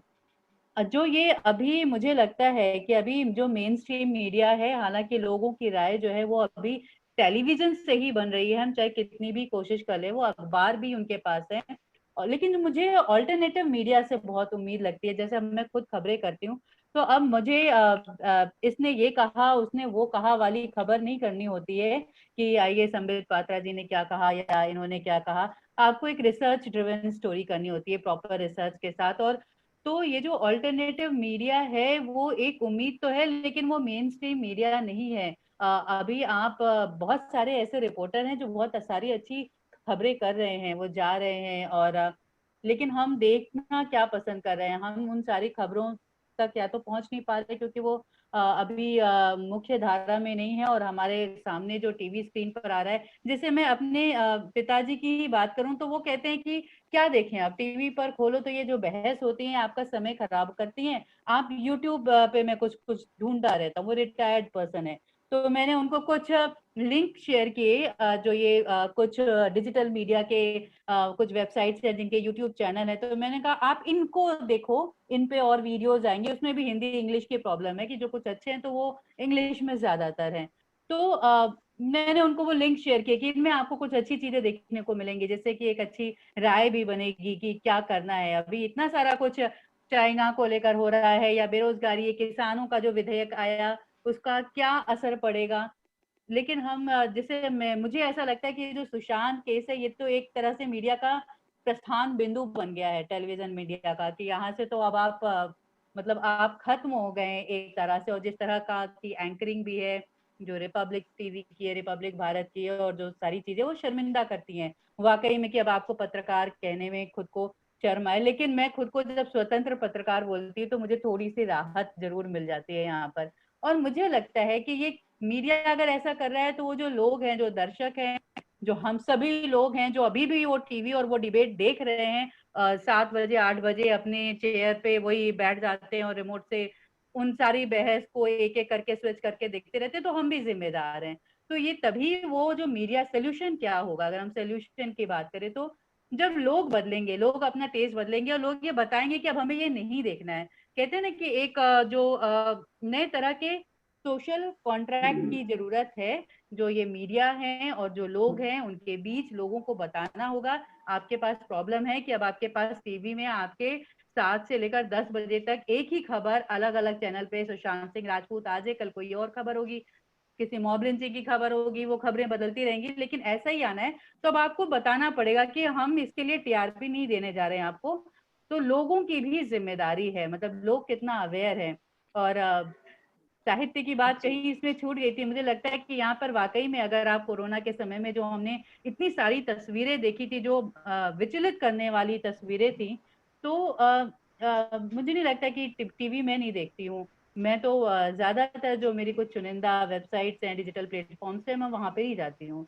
तो मुझे लगता है कि मुझे नहीं लगता कि कोई टेलीविजन मीडिया की कोई ऐसी एक दो तीन रिपोर्ट होंगी आपके पास कि आप याद रखें ये कोरोना समय की ये तस्वीरें, वो ऐतिहासिक दस्तावेज है मुझे लगता है। जबकि कविताओं में फिर भी वो आई हैं, वो जो या सोशल मीडिया पर भी जो कुछ एक्टिव लोग हैं उनकी बातों में वो फिर भी आई हैं।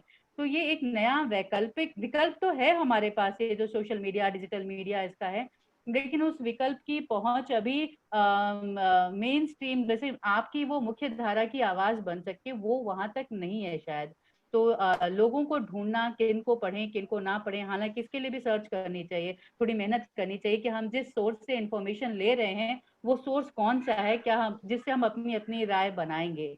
तो हम भी थोड़ी मेहनत करें अपने लेवल पे एक व्यूअर के तौर पे कि हमें किस सोर्स के पास जाना चाहिए इंफॉर्मेशन लेने के लिए, जिससे कि हम अपनी राय बनाएंगे। तो मुझे लगता है कि अभी लोगों के बीच भी बहुत सारा केओस है, और थोड़ा लोगों को भी अपनी समझदारी दिखाने की जरूरत है, जिसका असर हमारे मेन स्ट्रीम मीडिया पर पड़े, और वो फिर वो उस तरह की खबरों से और उस तरह के फॉर्मेट से बाहर निकले। क्योंकि अगर आप देखें तो ग्लोबल जो चैनल्स हैं या मीडिया प्लेटफॉर्म्स है वो बहुत अच्छा कर रहे हैं, बहुत अच्छा।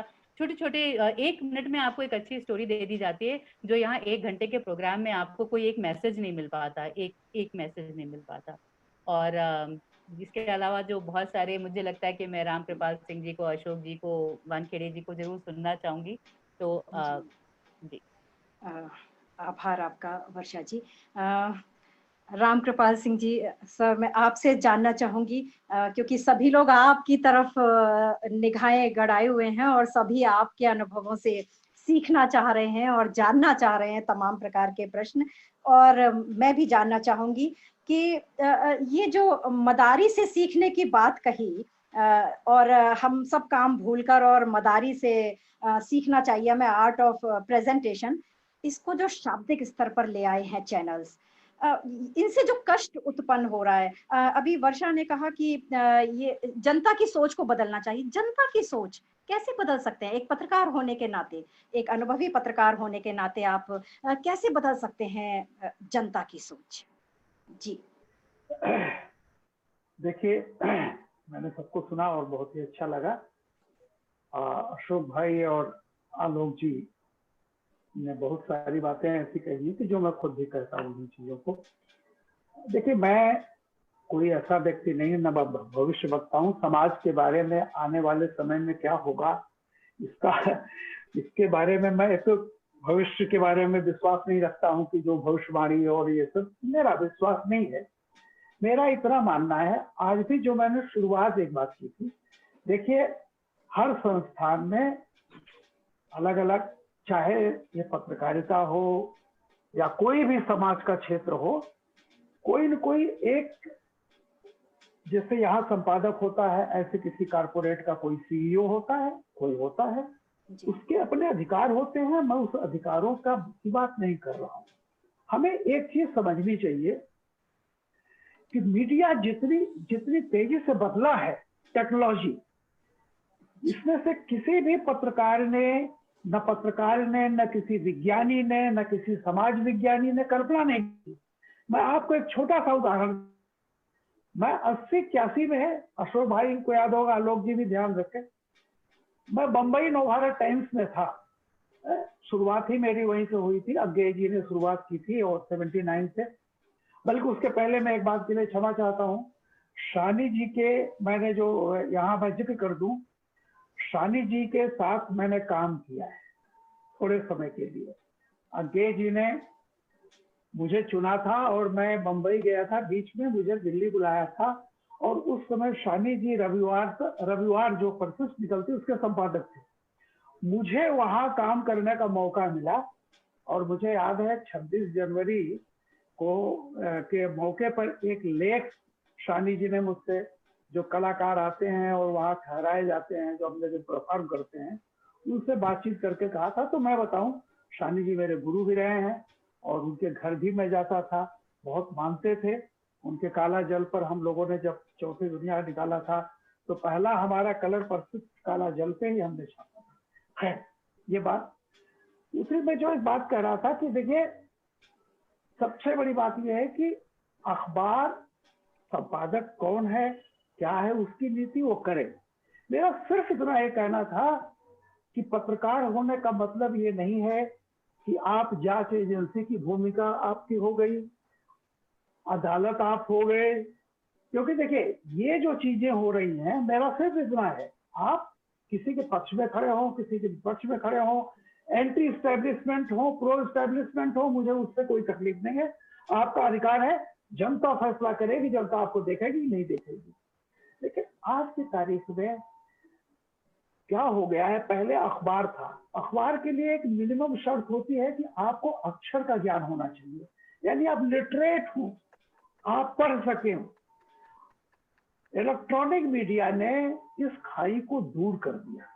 हमें ये नहीं भूलना चाहिए कि एक जो आप सूचना या खबर आप भेज रहे हैं, वो एक बहुत ही डाउन टू अर्थ, मतलब जो भी आदमी है, चाहे वो अनपढ़, मैं अनपढ़ इस शब्द में नहीं कह रहा हूं, मतलब अगर पढ़ा लिखा नहीं है लेकिन उसको ज्ञान बहुत है, ऐसी बात नहीं है। एक बच्चा भी है, एक जवान भी है, एक बूढ़ा भी है, समाज के हर तरह के लोग हैं। और वो एक जो बैठा हुआ वाइस चांसलर जो चीज देख रहा है, वही एक गांव का, मतलब मधुआ भी देख रहा है, माधव भी देख रहे हैं, और मुकुल भाई भी देख रहे हैं। मेरा कहना यह है, वो इंफॉर्मेशन अगर कहीं से गलत निकली और या आपके वो अधिकार में नहीं है, जो आप ये फैसला सुनाते जाते हैं, जजमेंटल होते जाते हैं, तो क्या होता है, परसेप्शन बनता है। जो अभी आप लोग ये कह रहे थे ना, देखिए, perception is more dangerous than reality. और धारणा एक बार जो बन जाती है ना, वो बड़ी खतरनाक होती है, क्योंकि वो नतीजों में वो तब्दील हो जाती है। जैसा कि अशोक भाई ने भी कहा कि अंतुले जी का कुछ नहीं हुआ लास्ट में, लेकिन उस समय ऐसे लगा, अदालत से पहले एक फैसला ऐसा हो गया कि जैसे ये गुनाहगार हैं। तो मेरा सिर्फ इतना कहना है आज आने वाली, कि ये जो टेक्नोलॉजिकल चेंज हुआ है अचानक से। हाँ, मैं जो बात कहने जा रहा था, आपको एक बात बता दूं, बसंत साठे यहाँ पर सूचना प्रसारण मंत्री थे केंद्र में। उन्होंने एक बात कही थी, एशियाड होने जा रहा था, तब उन्होंने कहा कि हम इंडिया में कलर टेलीविजन लाएंगे। आप जानते हैं, उस समय सारे इंटेलेक्चुअल हिंदुस्तान के उठ के खड़े हो गए, right wing, left wing, social Democrat, सब लोग, कि भारत कलर टेलीविजन अफोर्ड ही नहीं कर सकता। रघुवीर सहाय जी जैसे व्यक्ति ने, जिनको मैं बहुत ही सम्मान देता हूं, बहुत बड़ी हस्ती थे, उन्होंने संपादकीय लिखा कि अब खून का भी रंग दिखेगा। और आप सोचिए कि यानी कोई ये फोर्स ही नहीं कर सकता था कि आने वाले 10-15 साल के बाद कलर टेलीविजन फुटपाथ पर दिखेगी। तो टेक्नोलॉजी कैसे चेंज हो जाएगी, समाज को कैसे चेंज कर देगी, ये कोई नहीं कर सकता। मेरा सिर्फ इतना मानना है कि टेक्नोलॉजी चाहे जितनी बदल जाए, पत्रकारिता का उद्देश्य, किस लिए लिखते हैं और किसके लिए लिखते हैं, ये कभी नहीं बदले।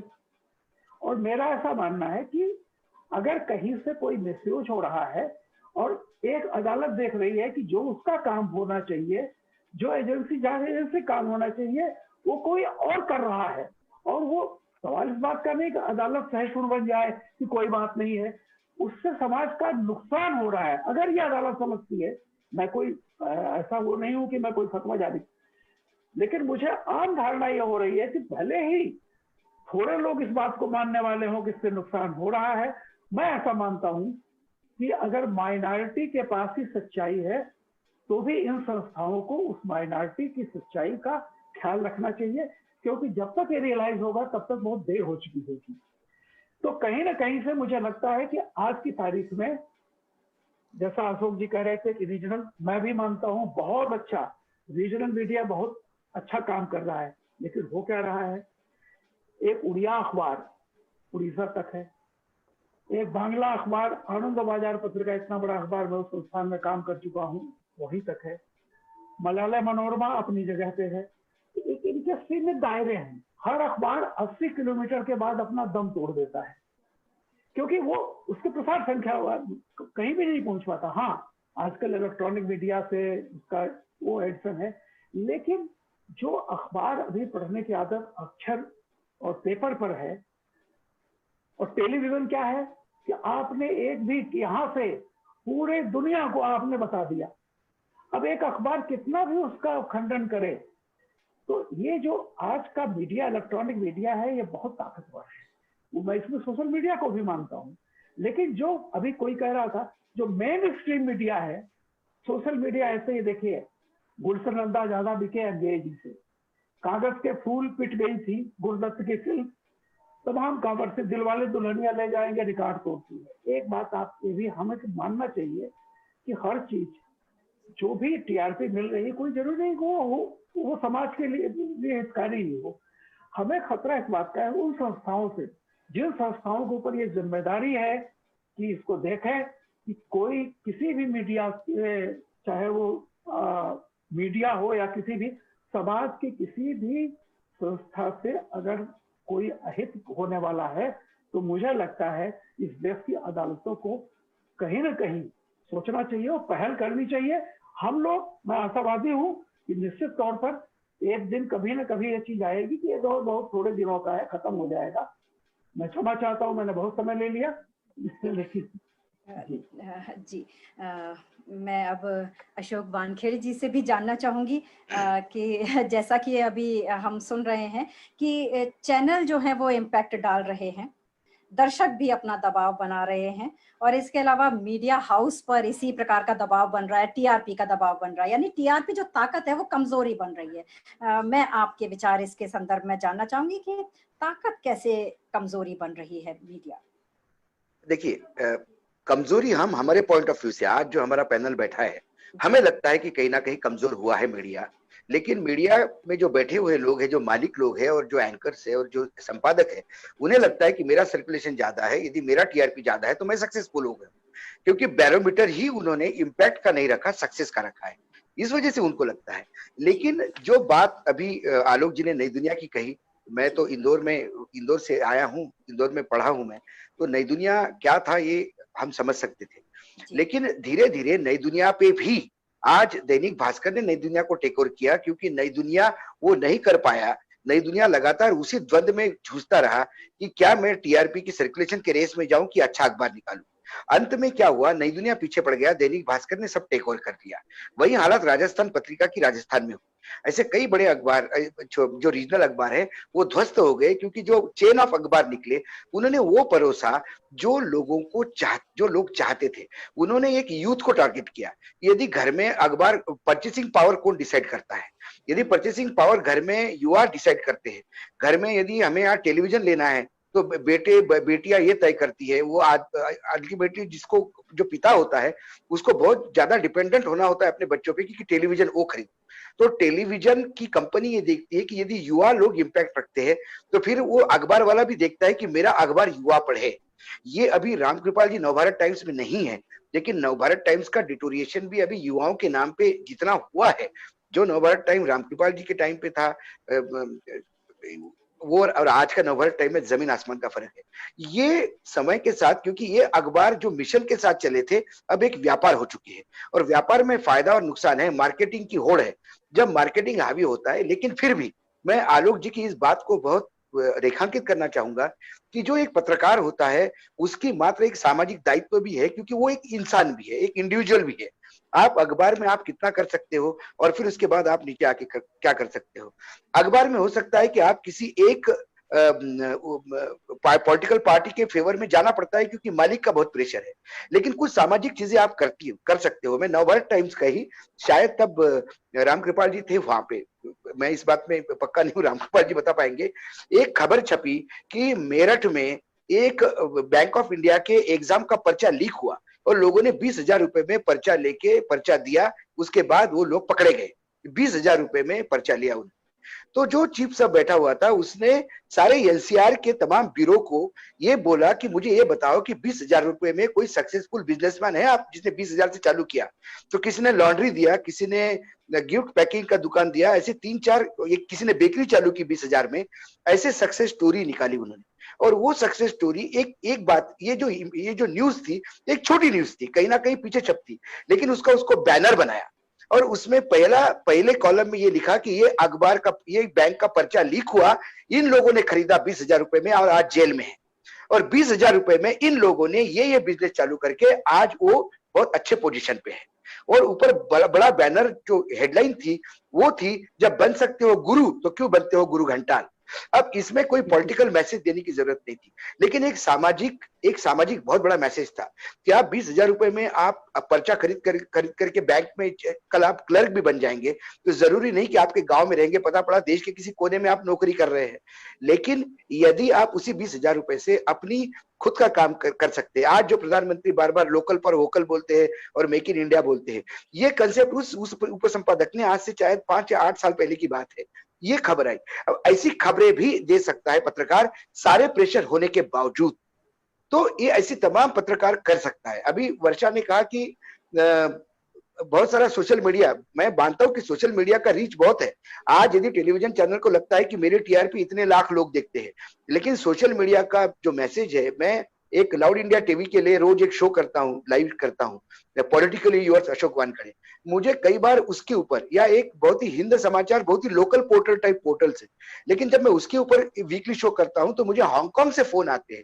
यानी उसकी रीच अक्रॉस दी सी, मतलब बैरियर, उसने देश का सब तोड़ के आगे चला गया है। आपको हांगकांग से फोन आएगा, आपके लंदन से फोन आएगा, ये बताता है कि वहां लोग देखे जाते हैं, वहां लोग देखते हैं। और सोशल मीडिया यही एक बहुत बेहतरीन जवाब दे सकता है इलेक्ट्रॉनिक मीडिया का। आज कई चीजें ऐसी सरकार की है जिस पे डिस्कशन नहीं होता चैनल्स पे। वर्षा जी ने बिल्कुल सही कहा कि आप आज किसानों का जो बिल है, 3 बिल, यदि आज मैं मेरे बेटे को पूछूं कि बिल क्या है, तो बताने की स्थिति में नहीं है, क्योंकि कहीं डिस्कस ही नहीं हुआ।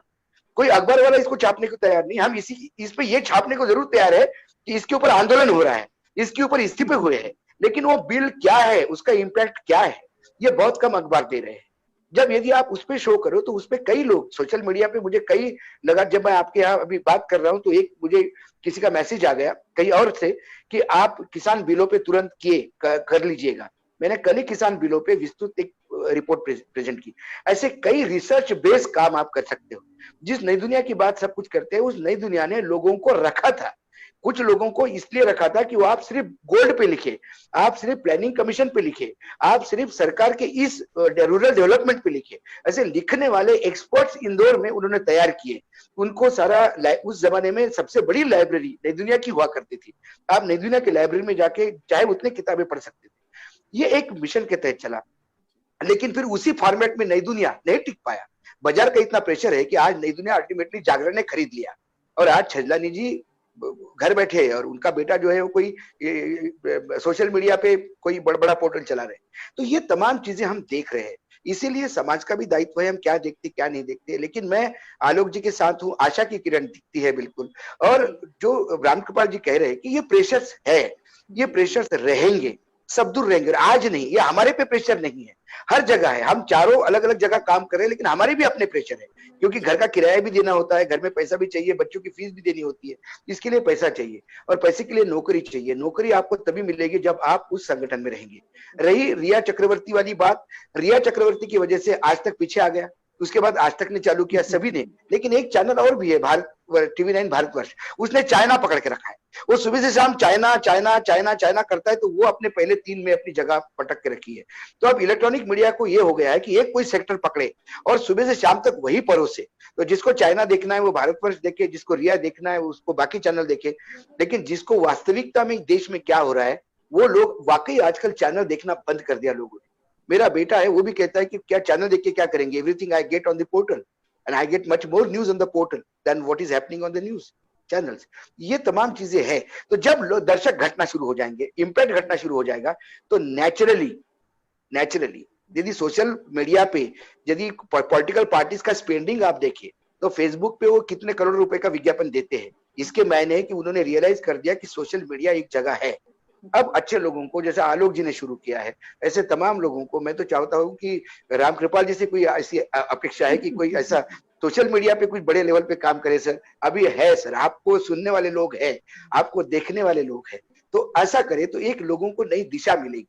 हम ये बोल के हमारी रिस्पॉन्सिबिलिटी झाड़ नहीं सकते कि मार्केट का प्रेशर है, सोशल प्रेशर है, लोग चिल्ला रहे, इलेक्ट्रॉनिक मीडिया बर्बाद हो गया है। आबाद यदि किसी को करना है तो हम बोलने के बजाय कुछ करके दिखाएं। मैं आलोक जी को सैल्यूट करता हूँ। आलोक जोशी के उसका खुद का चैनल बाकी पोर्टल पे बाकायदा पैसे नहीं होने के बाद भी एक स्ट्रगल है और कर रहे हैं, और बहुत सारे लोग, आशुतोष भी कर रहा है, बहुत सारे लोग कर रहे हैं। अजीत अंजुम ने अभी शुरू किया है, उसने भी अभी, उसको भी अच्छा रिस्पांस मिल रहा है। लोग काम कर रहे हैं और इसको रिस्पांस मिल रहा है, इसके मायने ये है कि लोग देख रहे हैं। ओपिनियन बदलेगा, टेलीविजन और मीडिया के हिसाब से ओपिनियन नहीं बदलता। मैं एक बात बता दूं, ये सब उत्तर प्रदेश में काम करने वाले लोग हैं। मायावती ने जब क्लीन स्वीप किया था विधानसभा में, उस समय कोई अखबार वाला मायावती का साथ नहीं दे रहा था, सारे मायावती के खिलाफ थे, सारे चैनल मायावती के खिलाफ थे, लेकिन मायावती ने स्वीप किया। ये बात बताती है कि हमारे मीडिया की औकात क्या है। हम अपने आप को बड़ा जरूर समझते हैं, लेकिन जरूरी नहीं कि हम जो कहे वही समाज में हो। समाज अपने हिसाब से चलता है, जब वोट देना होता है तो बराबर देता है। इसी वजह से सोशल मीडिया में नरेंद्र मोदी लगातार छाए रहे, लेकिन इसके बावजूद भी तीनों राज्यों में बीजेपी को हारना पड़ा, क्योंकि वहां लोकल का जो प्रेशर है सब जनता समझती है, ऐसा मुझे लगता है। जी, आभार आपका। मैं आलोक जी के पास आऊंगी और आलोक जी आपसे फिर से जानना चाहूंगी कि सोशल मीडिया की ताकत अभी सर ने बताई, अभी अशोक वानखेड़े जी ने कही कि सोशल मीडिया की कितनी ताकत है, और आप भी इससे परिचित हैं क्योंकि आप भी सोशल मीडिया के सभी जितने भी साधन हैं आप उन सभी पर हैं। मैं जानना चाहूंगी आपसे कि चिंतन की धारा तय करते हैं पत्रकार, जैसा कि अभी अशोक जी ने पहले भी कहा था, फिर क्या रुकावट है आपके पेशे में? आप लोग तो तेज तर्रार लोग माने जाते हैं, आक्रामकता से भरे हुए लोग माने जाते हैं, क्या चीजें हैं जो आपकी रुकावट बन जाती हैं? मुझे देखिए ये नहीं लगता है कि मैं पहले जरा शिवा जी की बात पे आऊंगा। उन्होंने पहले सवाल पूछा कि ये क्या वजह है कि मीडिया में जो बोला जाता है लोग उसको सच मान लेते हैं। जी। मुझे लगता है देखिए अब दुनिया बदल गई है। आज की तारीख में ऐसा बिल्कुल नहीं रह गया है कि लोग जो मीडिया पे बोला जा रहा है उसे सच मान लें। उल्टे आज तो ये हो गया है कि मीडिया वाला तो बिल्कुल झूठ ही बोल रहा होगा। ज्यादातर आदमी ये खुलेआम कहते हैं। सोशल मीडिया का जो सबसे बड़ा कंट्रीब्यूशन है, अगर आप माने, वो ये है कि इसने सबको बराबर में खड़ा कर दिया है। पहले हम लोग कहते थे कि ये अखबार में छपा है। ये जब कह दिया किसी ने कि ये अखबार में छपा है, ये एक अकाट्य तर्क होता था। इसके बाद सामने वाला चुप हो जाता था, अच्छा अखबार में छपा है। अब आप कहिए अखबार में छपा है तो अखबार में तो झूठ छपता है। टीवी पे बोला है, टीवी वालों को क्या पता है। अब हर आदमी अपने को उस एंकर के बराबर का मानता है और जो मर्जी आए कहता है। और ये आप सोशल मीडिया पे जब आप कुछ करते हैं, आप ट्विटर पे लिख के देखिए 4 लाइनें, उसके नीचे आपको आपसे ज्यादा ज्ञान देने वाले लोगों की लाइन लग जाती है। और ये हमारे जैसे मामूली लोगों को नहीं, प्रधानमंत्री मोदी को इसका स्वाद चखा दिया है उनके अनुयायियों ने। पिछले दिनों 2-3 मामले हो चुके हैं जिनमें कि वो कुछ ट्वीट करते हैं या उनकी पार्टी कोई वीडियो डाल रही है, उसमें डिसलाइक की संख्या लाइक के मुकाबले अनेक गुना बड़ी हो रही है। तो ये कहां जाएगा नहीं कह सकते हैं। जैसे रामकृपाल जी ने भी कहा, अशोक भाव ने कहा कि ये समाज अपने दशा, और ये अभी आज मुझे डायलॉग याद आ रहा है, हाल में एक मैंने कोई सीरीज देखी, उसमें था कि बच्चा और पिता साथ में चल रहे हैं, पिताजी स्कूल के टीचर हैं, वो अपने बच्चे को कहते हैं कि तुम नदी बनो। तुम क्या बनोगे? उसने कहा मैं पहाड़ बनूंगा। बोले पहाड़ से अच्छा है नदी बनना, क्योंकि कितना भी ऊंचा पहाड़ नदी का रास्ता नहीं रोक सकता है। नदी अपने को ऊपर उठाएगी और अपना रास्ता बना लेगी। ये अपने को तय करना है कि आपको क्या बनना है, पहाड़ बनना चाहते हैं कि नदी बनना चाहते हैं। लेकिन एक चीज, दर्शकों का जहां तक सवाल है वो गंभीर सवाल है। अभी जिक्र हुआ थोड़ा सा, लेकिन मैं आपको बताऊं, पिछले हफ्ते की जो टीआरपी नंबर आए हैं उसमें रिपब्लिक भारत चैनल 3,33,938 टीवीटी, इसको 1000 से गुणा कीजिए तो ये दर्शकों की संख्या आती है। और आज तक 2,59,994। और दोनों के में भेद मत करिए, आप इन दोनों को जोड़ लीजिए, फिर बताइए अगर इतने लोग वो देखना चाहते थे जो ये चैनल दिखा रहे हैं, तो ये चैनल किसके लिए काम कर रहे हैं, वो क्यों नहीं दिखाएंगे? ये सवाल लगभग 15 साल पहले मैंने हमारे एक सीनियर हैं उनसे पूछा था कि आप लोग टेलीविजन पर न्यूज़ के नाम पे जो दिखा रहे हैं कभी आपको अपने दिल पे हाथ रख के सोचने की जरूरत नहीं महसूस होती है कि अब क्या कर रहे हैं? उन्होंने कहा देखिए आप तो दुनिया को समझ नहीं रहे हैं, हमारा यूनिवर्स, हमारी व्यूअरशिप का यूनिवर्स बढ़ रहा है, अर्थात हमारे दर्शकों की संख्या बढ़ रही है। जो लोग न्यूज देखते थे, जैसे हम में से ज्यादातर लोग कह रहे हैं कि हम टीवी नहीं देखते हैं, अब हम टीवी नहीं देखते हैं, तो फिर टीवी पर न्यूज में क्या दिखाया जाता है, इस पर सवाल उठाने का मुझे क्या अधिकार है और क्या जरूरत है। जो लोग देखते हैं वो क्या देख रहे हैं, ये दिखाना उस इंसान का काम है जो उस टेलीविजन चैनल को चला रहा है आज की तारीख में। और वो लोग बदल गए हैं। किस्सा ये है, पहले न्यूज घर में पिताजी देखते थे, बच्चों को जबरदस्ती दिखाते थे, तब पिताजी के लेवल की न्यूज बनती थी। अब पिताजी भी नहीं देखते हैं और शायद बच्चे भी नहीं देखते हैं, अब घर में काम करने वाले देख रहे हैं या जो खाली बैठा है वो देख रहा है। इसका एक बड़ा उदाहरण आपको बता दूं, आप 2:30 बजे किसी भी दिन टेलीविजन चैनल कोई भी खोल के देख लीजिए न्यूज का, दोपहर के 2:30 बजे सास बहू, दुनिया की बड़ी से बड़ी खबर हो वो साइड हो जाएगी, क्योंकि उस वक्त सास बहू और साजिश चल रहा होता है और ये हर चैनल पर चल रहा होता है। इसको किसी कीमत पर चैनल छोड़ने को तैयार नहीं होते, क्योंकि ये बहुत हाई टीआरपी स्टिकी कंटेंट है। क्यों है? क्योंकि घर पर महिलाएं खाली होती हैं जो उस वक्त वो देखती हैं। शिवाजी ने पूछा था कि ये जो टेलीविजन सीरियल में महिलाएं दिखाई जाती हैं ये कहाँ से आती हैं और इनका प्रतिकार क्यों नहीं हो रहा है, विरोध क्यों नहीं हो रहा है? विरोध इसलिए नहीं हो रहा है क्योंकि लोग वो देखना चाहते हैं। मैं भी इस बात को लेकर बहुत आश्चर्यचकित रहा कि ये ऐसे परिवार कहाँ होते हैं, ये किस दुनिया से ये परिवार ढूंढ के लाते हैं जहाँ हर वक्त हर व्यक्ति किसी न किसी के खिलाफ साजिश कर रहा होता है और एक आदमी जो उस परिवार का कर्ता धर्ता है या संचालक है वो इतना बड़ा मोड़ है कि उसको पता ही नहीं चलता है कि उसके परिवार में कितने सारे षड्यंत्रकारी लोग रह रहे हैं। लेकिन लोग ये देखना चाहते हैं, ये देख रहे हैं। और मैंने ये एक सीरीज बनाने वाली महिला से मेरी बात हुई अचानक, मैंने कहा तुम इतनी ये कांड करते हो और इतना खराब तरीके से चलाते हो कि खत्म ही नहीं होने का नाम लेता है। उन्होंने कहा वही तो हमारा जादू है। अगर हमें आपको पता चल जाए, जिस दिन आपको पसंद आने लगेगा मेरा सीरीज, उस दिन पिट जाएगा। आपके जैसे लोगों के लिए हम सीरीज नहीं बनाते हैं। मैं जरा निकलना। लेकिन इसके बीच में जैसे मैंने पहले आर्टिकल 15 का जिक्र किया, आप वेब सीरीज देखिए आज की तारीख में। अमेरिका से तो जो आ रही हैं उनको तो देखकर मेरा ख्याल है हमारे लोगों को पानी भरना चाहिए। अभी मैंने हाउस ऑफ कार्ड्स देखी, बहुत लंबा सीरीज है, लेकिन उसको जब आप देखते हैं, और वहाँ के अनेक सीरीज में देख चुका हूँ, वो ऐसा लगता है कि अपने समाज के बारे में बहुत खुलकर बहुत कड़ी टिप्पणियां कर रहे होते हैं और वो उसमें राष्ट्रपति के ऑफिस को, वहाँ के चीफ जस्टिस के ऑफिस को, इनके बीच होने वाले लेन देन को इस तरह दिखाते हैं। भारत में अगर वो कोशिश करेगा कोई आदमी, तो मैं यकीन के साथ आपको बता सकता हूँ कि मुकदमा हो जाएगा और सीरीज पे बैन लग जाएगा। फिर भी लोग यहाँ कोशिश कर रहे हैं।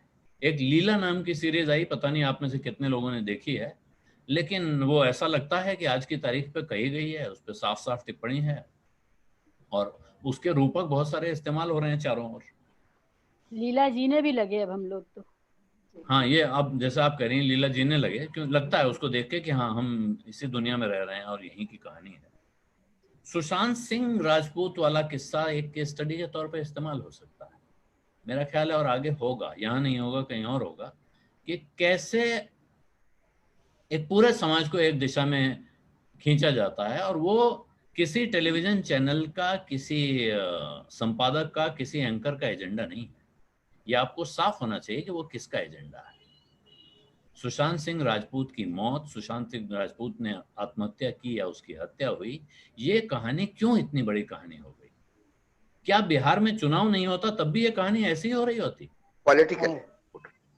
तो अगर एक राजनीतिक दल अपना पूरा दम लगाता, ताकत लगाता, उसके पीछे लगा हुआ, निकल जाए ना, उसको इसमें कई तीर एक साथ लगते हुए निशाने सत्य दिख रहे हैं। एक तीर चलाएंगे, अनेक निशाने कर देंगे। महाराष्ट्र सरकार पर निशाना है, मीडिया में निशाना है, बिहार में चुनाव जीता जा सकता है, वरना पोस्टर लगाकर हम तुम्हें इंसाफ दिलाएंगे सुशांत, हम तुम्हें भूलेंगे नहीं, इसका क्या अर्थ था? और अंत में हो क्या रहा है? अगर आप ईमानदारी से देखिए, आप सुशांत की तरफ से बैठकर देखिए, तो इसमें इतनी बुरी तरह सुशांत का चरित्र हनन हो रहा है। जितना रिया का हो रहा है वो तो हो रहा है, उसके बारे में तो क्या कहूं, लेकिन जिसके बारे में आप कह रहे हैं कि हम उसके बड़े समर्थक हैं, हम उसके लिए इंसाफ की लड़ाई लड़ रहे हैं, उसको आपने गंजेड़ी, चरसी, ड्रग एडिक्ट सब साबित कर दिया, सिर्फ ये साबित करने के लिए कि ये लड़की गांजा लाती थी। अरे भाई लाती थी तो किसके लिए लाती थी? कौन पी रहा था? पार्टी कौन दे रहा था? फार्म हाउस किसने बुक कराया था? किसका था? तो अब आप इसकी चिंता किए बिना लगे हुए हैं। क्या ताकत ही मीडिया की कमजोरी बनती जा रही है? सवाल आशीष जी ने पूछा था, वो सवाल पहले से है, आज का नहीं है, नया सवाल नहीं है। ये रामकृपाल जी इस पर बिल्कुल अच्छे से रोशनी डाल सकते हैं, लेकिन मैं ये लिबर्टी ले रहा हूं। जब जनसत्ता अखबार निकला था तो वो बहुत तेज और बहुत जबरदस्त तरीके से हिट हुआ था, सुपर हिट अखबार जिसको कह सकते हैं। दूर दूर तक अगले दिन मिलता था, किसी को शाम को मिलता था, लेकिन लोग पढ़ते थे। मगर वो संख्या जैसे ही 1.5 लाख के आसपास पहुंची, उसकी सर्कुलेशन का नंबर, तो इंडियन एक्सप्रेस ग्रुप के मैनेजमेंट को प्रेशर महसूस होने लगा। क्योंकि अखबार के साथ समस्या ये होती है कि अखबार की हर कॉपी का दाम, जो दाम वो आपसे वसूल रहे होते हैं, उससे 20 गुना 30 गुना होता है। तो ज्यादा सर्कुलेशन अखबार के लिए घाटे का सौदा होता है। घाटे का सौदा होता है। ये बात ऐसे तो नहीं लिखी जा सकती थी। तो प्रभाष जी ने लिखा कि भाई हमारी जो प्रिंटिंग मशीन है इसकी वो क्षमता सीमित है और हमारा मैनेजमेंट प्रयास करेगा नई मशीन लगाने का, लेकिन तब तक आपसे आग्रह है कि आप लोग अपनी जनसत्ता की कॉपी को बांट कर पढ़ें, अब नए ऑर्डर न दें, हम इससे ज़्यादा नहीं छाप पाएंगे। तो अखबार का सर्कुलेशन बढ़ना अखबार के लिए नुकसानदेह होता था। क्यों नुकसानदेह होता था? क्योंकि अखबार अगर 16 रुपए का या 32 रुपए का होता था तो कोई खरीदने को तैयार नहीं होता था। उसके लिए अखबार को विज्ञापनों पर निर्भर रहना पड़ता था, जिससे अखबार का खर्चा निकलता था। एकदम यही हाल टेलीविजन चैनल का भी है। टेलीविजन चैनल में एक समस्या और है। अखबार के साथ एक अच्छी बात यह थी कि अगर अखबार में कंटेंट ज्यादा हो गया, विज्ञापन भी ज्यादा आ गए, मान लीजिए अखबार अच्छे से चलने लगा, तो वो 4 पेज बढ़ा देगा, वो 12 के बजाय 16 पेज का कर देगा। किसी किसी दिन मुंबई में मैं रहता हूँ, यहाँ 40 पेज के 45 पेज के अखबार आते हैं सुबह, दाम उतना ही रहता है, दाम नहीं बढ़ता है। अखबार में पेज बढ़ाने की गुंजाइश है। हम वेबसाइट पे या डिजिटल पे करते हैं तो एक वेबसाइट एक साथ 8 स्ट्रीम खोल सकती है। टेलीविजन में 24 घंटे का समय है एक चैनल के पास, वो 24 घंटे को 24 घंटा 1 मिनट नहीं कर सकता है। उसको उस 24 घंटे के अंदर ही अपना विज्ञापन भी भरना है, अपना कंटेंट भी देना है और ये भी तय करना है कि उसे क्या दिखाना है और क्या नहीं दिखाना है। एक तरीका निकला है, वो भी एक तरह का हिट फॉर्मूला है, super fast news, 100 news in 100 second 100 minutes type का एक आयोजन चला है। उसे देख के हम कहते हैं कि इससे कुछ पता नहीं चलता है। लेकिन ये तीनों की लिमिटेशन होने के बावजूद अंत कहाँ होगा ये आप समझ लीजिए, क्योंकि अंत समाज पर ही होगा। कितना भी कहिए कि इसका दोष है, उसका दोष है, ये फलानी पार्टी का एजेंट है, वो पैसा कमाने के लिए कर रहा है, उसको बिल्डर ने पैसा दिया है, ये सब चलेगा नहीं अगर समाज इसको देखना नहीं चाहेगा। तो जो मैंने आपको ये नंबर दिखाए रिपब्लिक भारत और आज तक के, और इसके बाद एक छोटा सा उदाहरण देके मैं बात खत्म करूंगा। हाल का किस्सा है कुछ समय पहले का कि एक विमान पर संबित पात्रा, भारतीय जनता पार्टी के प्रवक्ता, और केंद्रीय पेट्रोलियम मंत्री धर्मेंद्र प्रधान एक साथ सफर कर रहे थे। आप समझते हैं पेट्रोलियम मंत्री इस देश का बहुत पावरफुल मिनिस्टर होता है। ये दोनों जब भुवनेश्वर एयरपोर्ट पर उतरे तो वहां सैकड़ों लोगों की लाइन लग गई संबित पात्रा के साथ फोटो खिंचवाने के लिए, सेल्फी के लिए, और धर्मेंद्र प्रधान साइड से निकल गए, किसी ने न देखा न पहचाना। ये इस समाज का रिफ्लेक्शन है। आप क्या देखना चाहते हैं, संबित पात्रा क्या बात करते हैं, ये आप सबको पता है, बताने की जरूरत नहीं है। अब उसका जवाब कैसे हुआ? तो उसका जवाब एक बहुत शिष्ट और सज्जन किस्म के प्रवक्ता हैं कांग्रेस पार्टी के, प्रोफेसर गौरव वल्लभ, जो XLRI में प्रोफेसर हैं। लेकिन कई दिन अब उनका वो हर बार क्यों फंस जाते थे, क्योंकि संजीदा बात करते थे। उन्होंने एक दिन फॉर्मूला निकाल लिया, कहा भाई ट्रिलियन में कितने जीरो होते हैं बताओ। अब सामने वाले के फंसने की बारी थी। अब गौरव वल्लभ को ये बात समझ में आ गई है, उन्होंने एक फॉर्मूला निकाल लिया है। वो हर डिबेट में जाकर कोई ऐसा एक किस्सा छेड़ देते हैं। किसी दिन उन्होंने कह दिया भाई आप रामायण की 4 चौपाई सुना दीजिए, मैं 8 सुनाऊंगा। अब आप गुगली फेंकने के काम में लग गए हैं। तो जब आप डिबेट कर रहे हैं, हम लोग बात कर रहे हैं, बहस कर रहे हैं, यहाँ मैं बहस करने के बजाय अचानक गाना शुरू कर दूं और फिर कहूं कि भाई अच्छा आशीष आप जरा नाच के दिखाइए, इसके बाद आशीष के पास क्या रह जाएगा बात करने को? तो बात के विमर्श के स्तर को हमने वहां पहुंचा दिया है और लोग इसे देखते हैं। इसे देखने वालों के बारे में कहूंगा, एक शिनचैन नाम का एक बच्चों का सीरीज है टेलीविजन पर, कार्टून। आज सुबह सुबह किसी का मैसेज आया, वो पढ़ के बता रहा हूँ।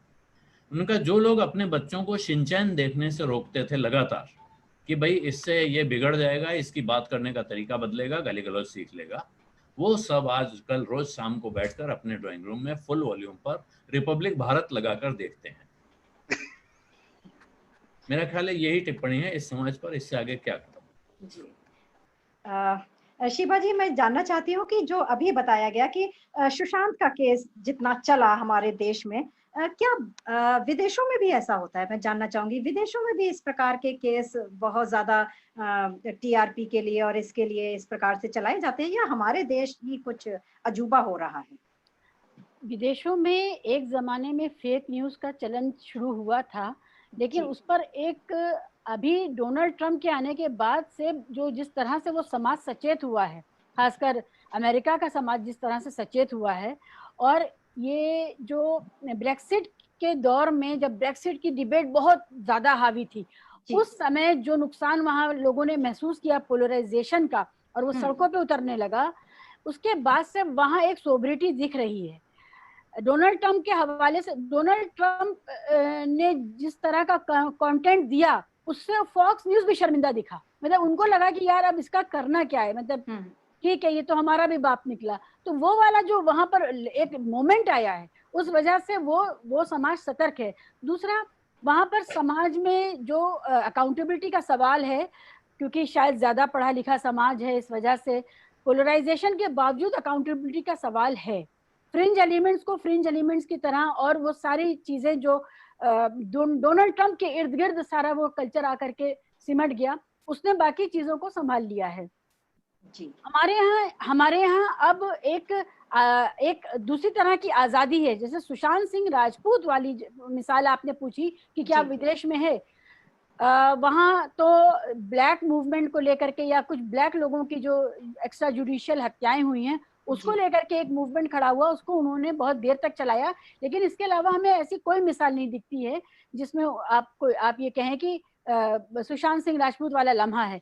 ये सुशांत सिंह राजपूत वाला लम्हा तो वाकई अपने आप में केस स्टडी बनेगा। अशोक जी ने भी जैसे कहा और आलोक जी ने कहा कि भाई अगर वो इंसान कहीं स्वर्ग से बैठ करके अपनी गति बनता देख रहा होगा तो वो मतलब हर हाथ जोड़ रहा होगा कि बख्श दो मुझे, बस करो, मेरा पक्ष लेना बस करो। तो ये एक मसला है जो टिपिकल भारत में है, और शायद मुझे लगता है पाकिस्तान में भी कई बार हमें दिखता है ये।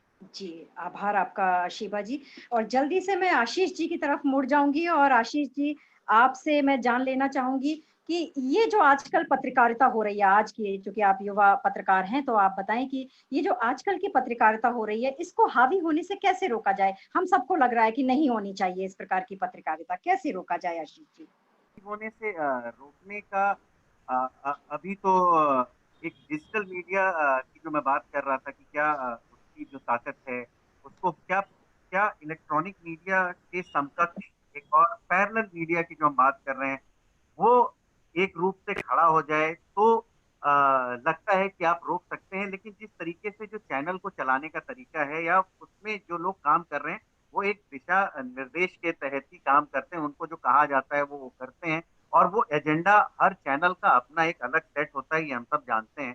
तो और जिस तरीके से वो फीड किया जा रहा है हर एक इंसान को, खासकर दर्शक को, जहाँ पे चैनल खबर ना दिखाते हुए एक मसीहा के रूप में उसके एंकर और उसके रिपोर्टर सामने आ जाएं और ये कहें कि हम इंसाफ दिलाने के लिए कर रहे हैं, ना कि खबर बताने के लिए कर रहे हैं, तो कहीं वो जो एक बारीक लाइन है कि जहाँ जर्नलिज्म और जर्नलिस्ट एक आप अपने आप को हीरो बनाने में लगे हुए हैं, ना कि आप एक जर्नलिस्ट बताने में लगे हुए हैं, वो मेरे ख्याल से दर्शकों को ये समझना होगा कि ये किस उद्देश्य से किया जा रहा है। जी वर्षा जी, जल्दी से मैं आपसे भी, आलोक जी कुछ कहना चाहते हैं। जी आलोक जी। मैं सिर्फ ये कहना चाह रहा हूँ कि देखिए, विदेश की आपने बात की और जी पाकिस्तान के बारे में, पाकिस्तान में तो कई मतलब बहुत सारी हमसे भी बड़ी बड़ी कॉमेडी हो रही है, लेकिन मेरा ख्याल है पाकिस्तान के साथ हम लोगों को बहुत संवेदनशीलता के साथ पेश आना चाहिए।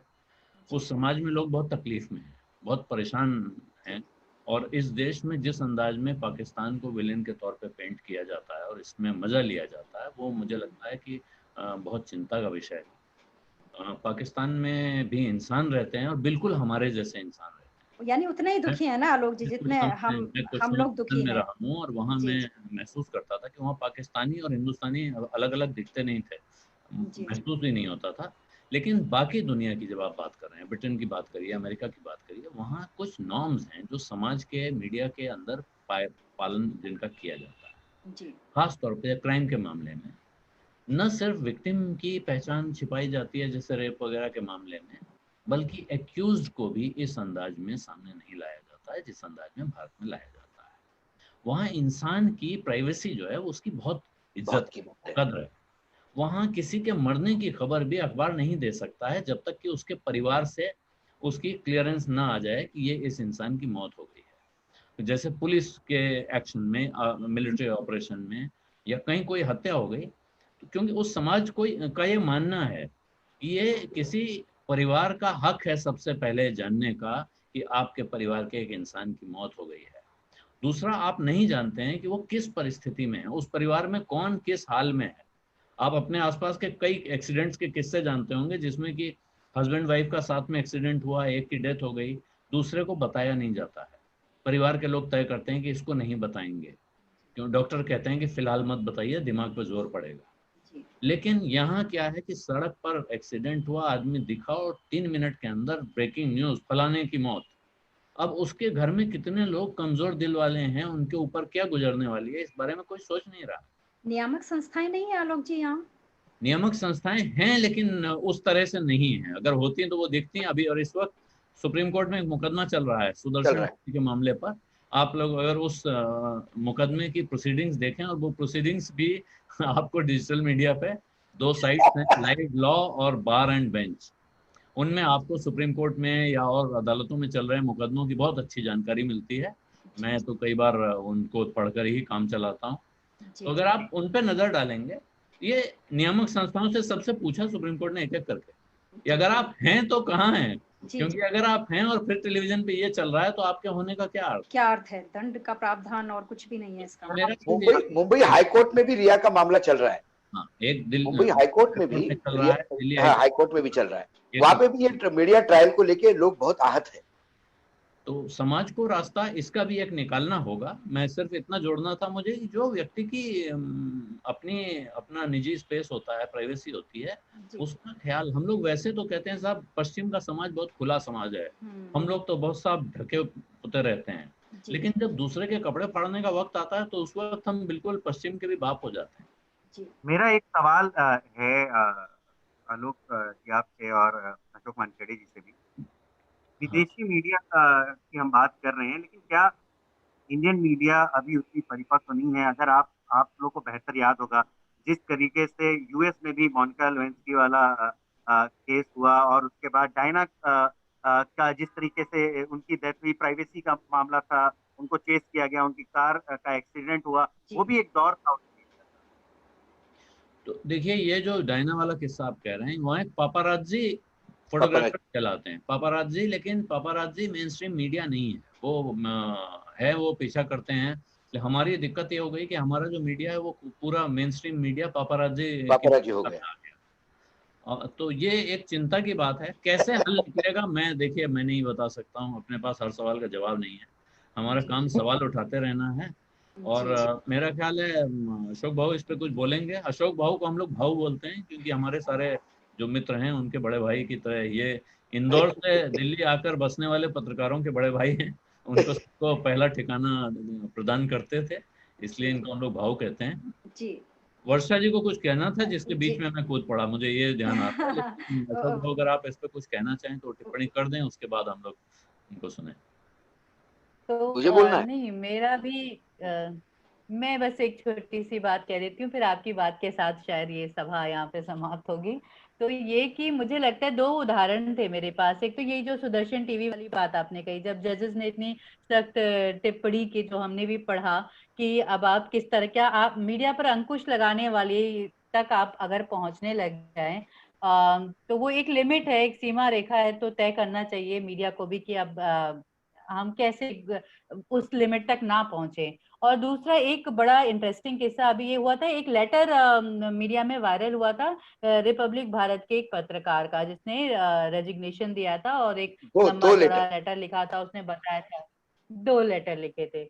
तो वो लेटर भी मतलब मीडिया को समझने का इस समय बड़ा अच्छा जरिया है कि कैसे आपको जबरदस्ती किसी के घर की दीवार फांद करके उसके वहां के शॉट्स लगाने को कहा जाता है। उसमें हो सकता है कि वहां का सुरक्षा गार्ड आपको गोली मार दे और आप शहीद भी नहीं हो सकते, आप तो ऐसे पेशे में हैं। तो और इसी दौर में पत्रकारों की गिरफ्तारियां भी हुई हैं। कुछ ऐसे पत्रकार जो कहीं कहीं कुछ खबर, मतलब मैं उत्तराखंड में हूँ और उत्तराखंड में ये तो कोरोना लॉकडाउन का समय है, 10 से 12 पत्रकारों पर मुकदमे हुए हैं जो सरकार के खिलाफ एक लाइन भी थोड़ी इधर से उधर लिखने के उस पर। तो ये वाला दौर भी है, पत्रकारों पर मुकदमे हो रहे हैं, कभी जेल में है। कफील जी, जैसे डॉक्टर कफील है, वो जेल में इतने समय रहे और अगर अदालत ने ना कहा होता तो वो नहीं आते और ऐसे सवाल नहीं उठते।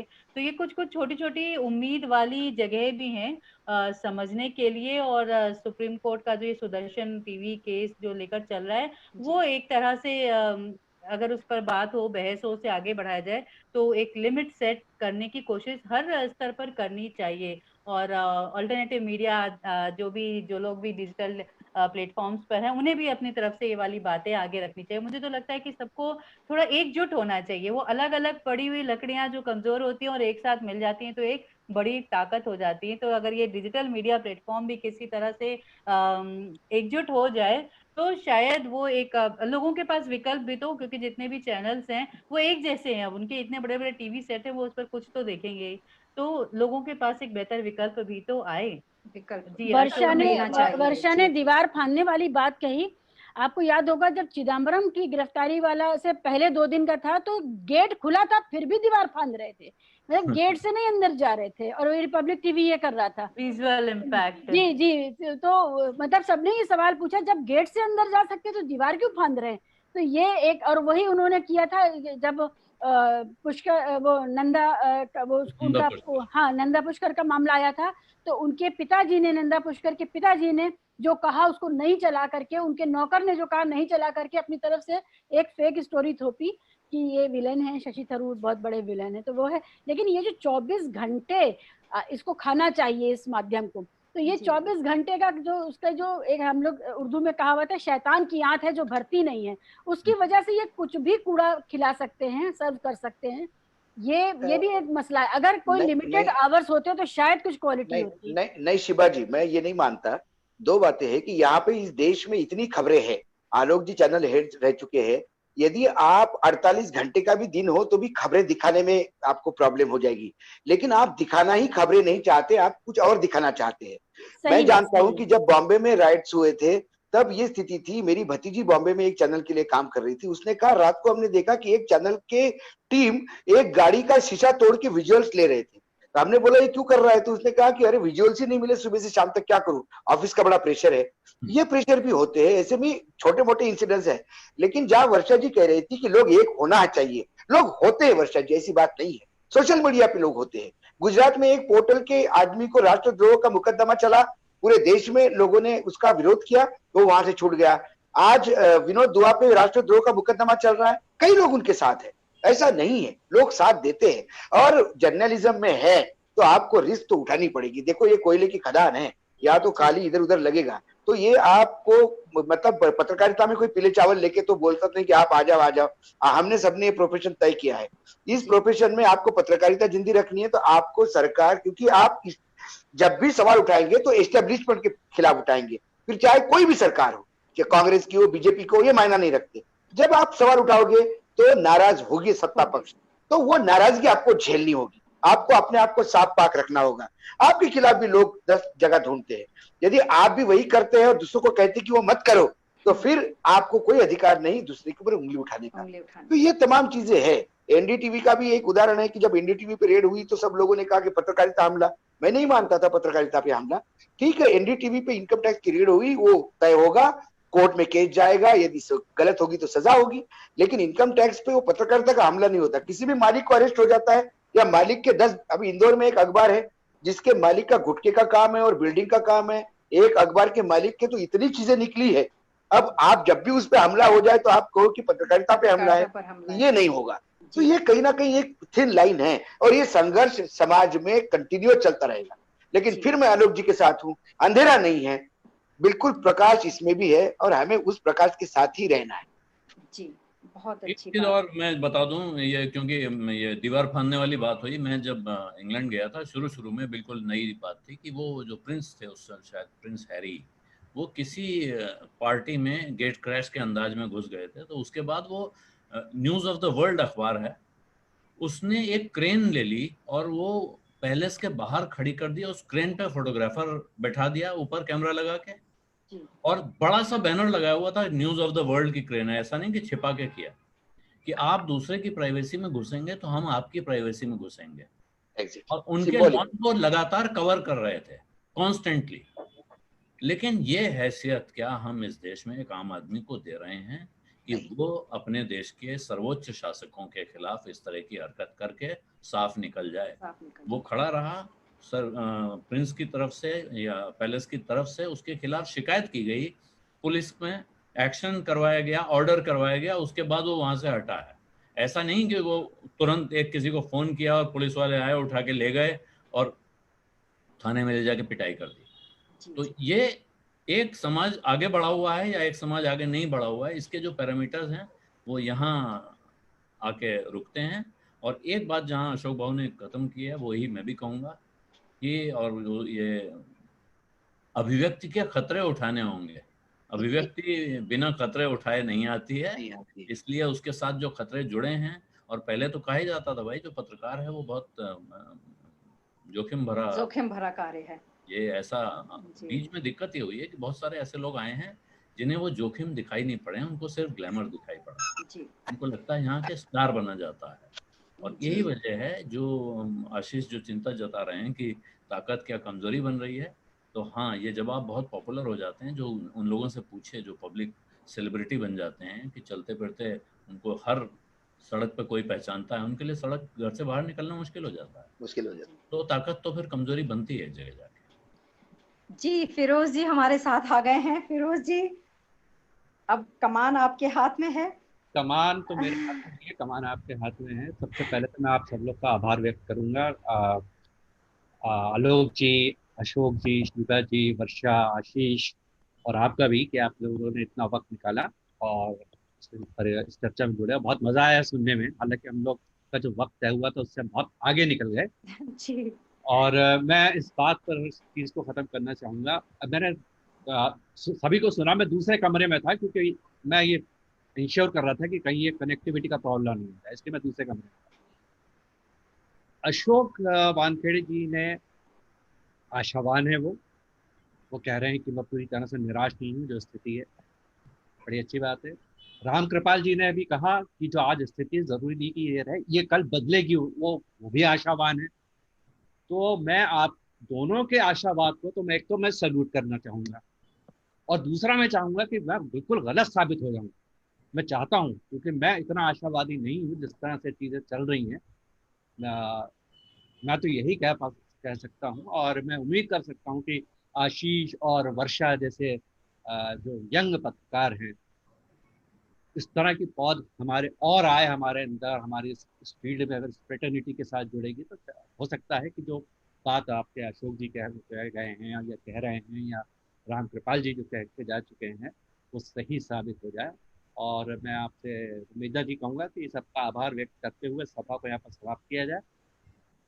आप सभी का बहुत आभार, हमारे जितने गणमान्य अतिथि यहाँ आए, आप सबका बहुत आभार कि आपने अपना कीमती समय हमें दिया। आभार आप सभी का। धन्यवाद।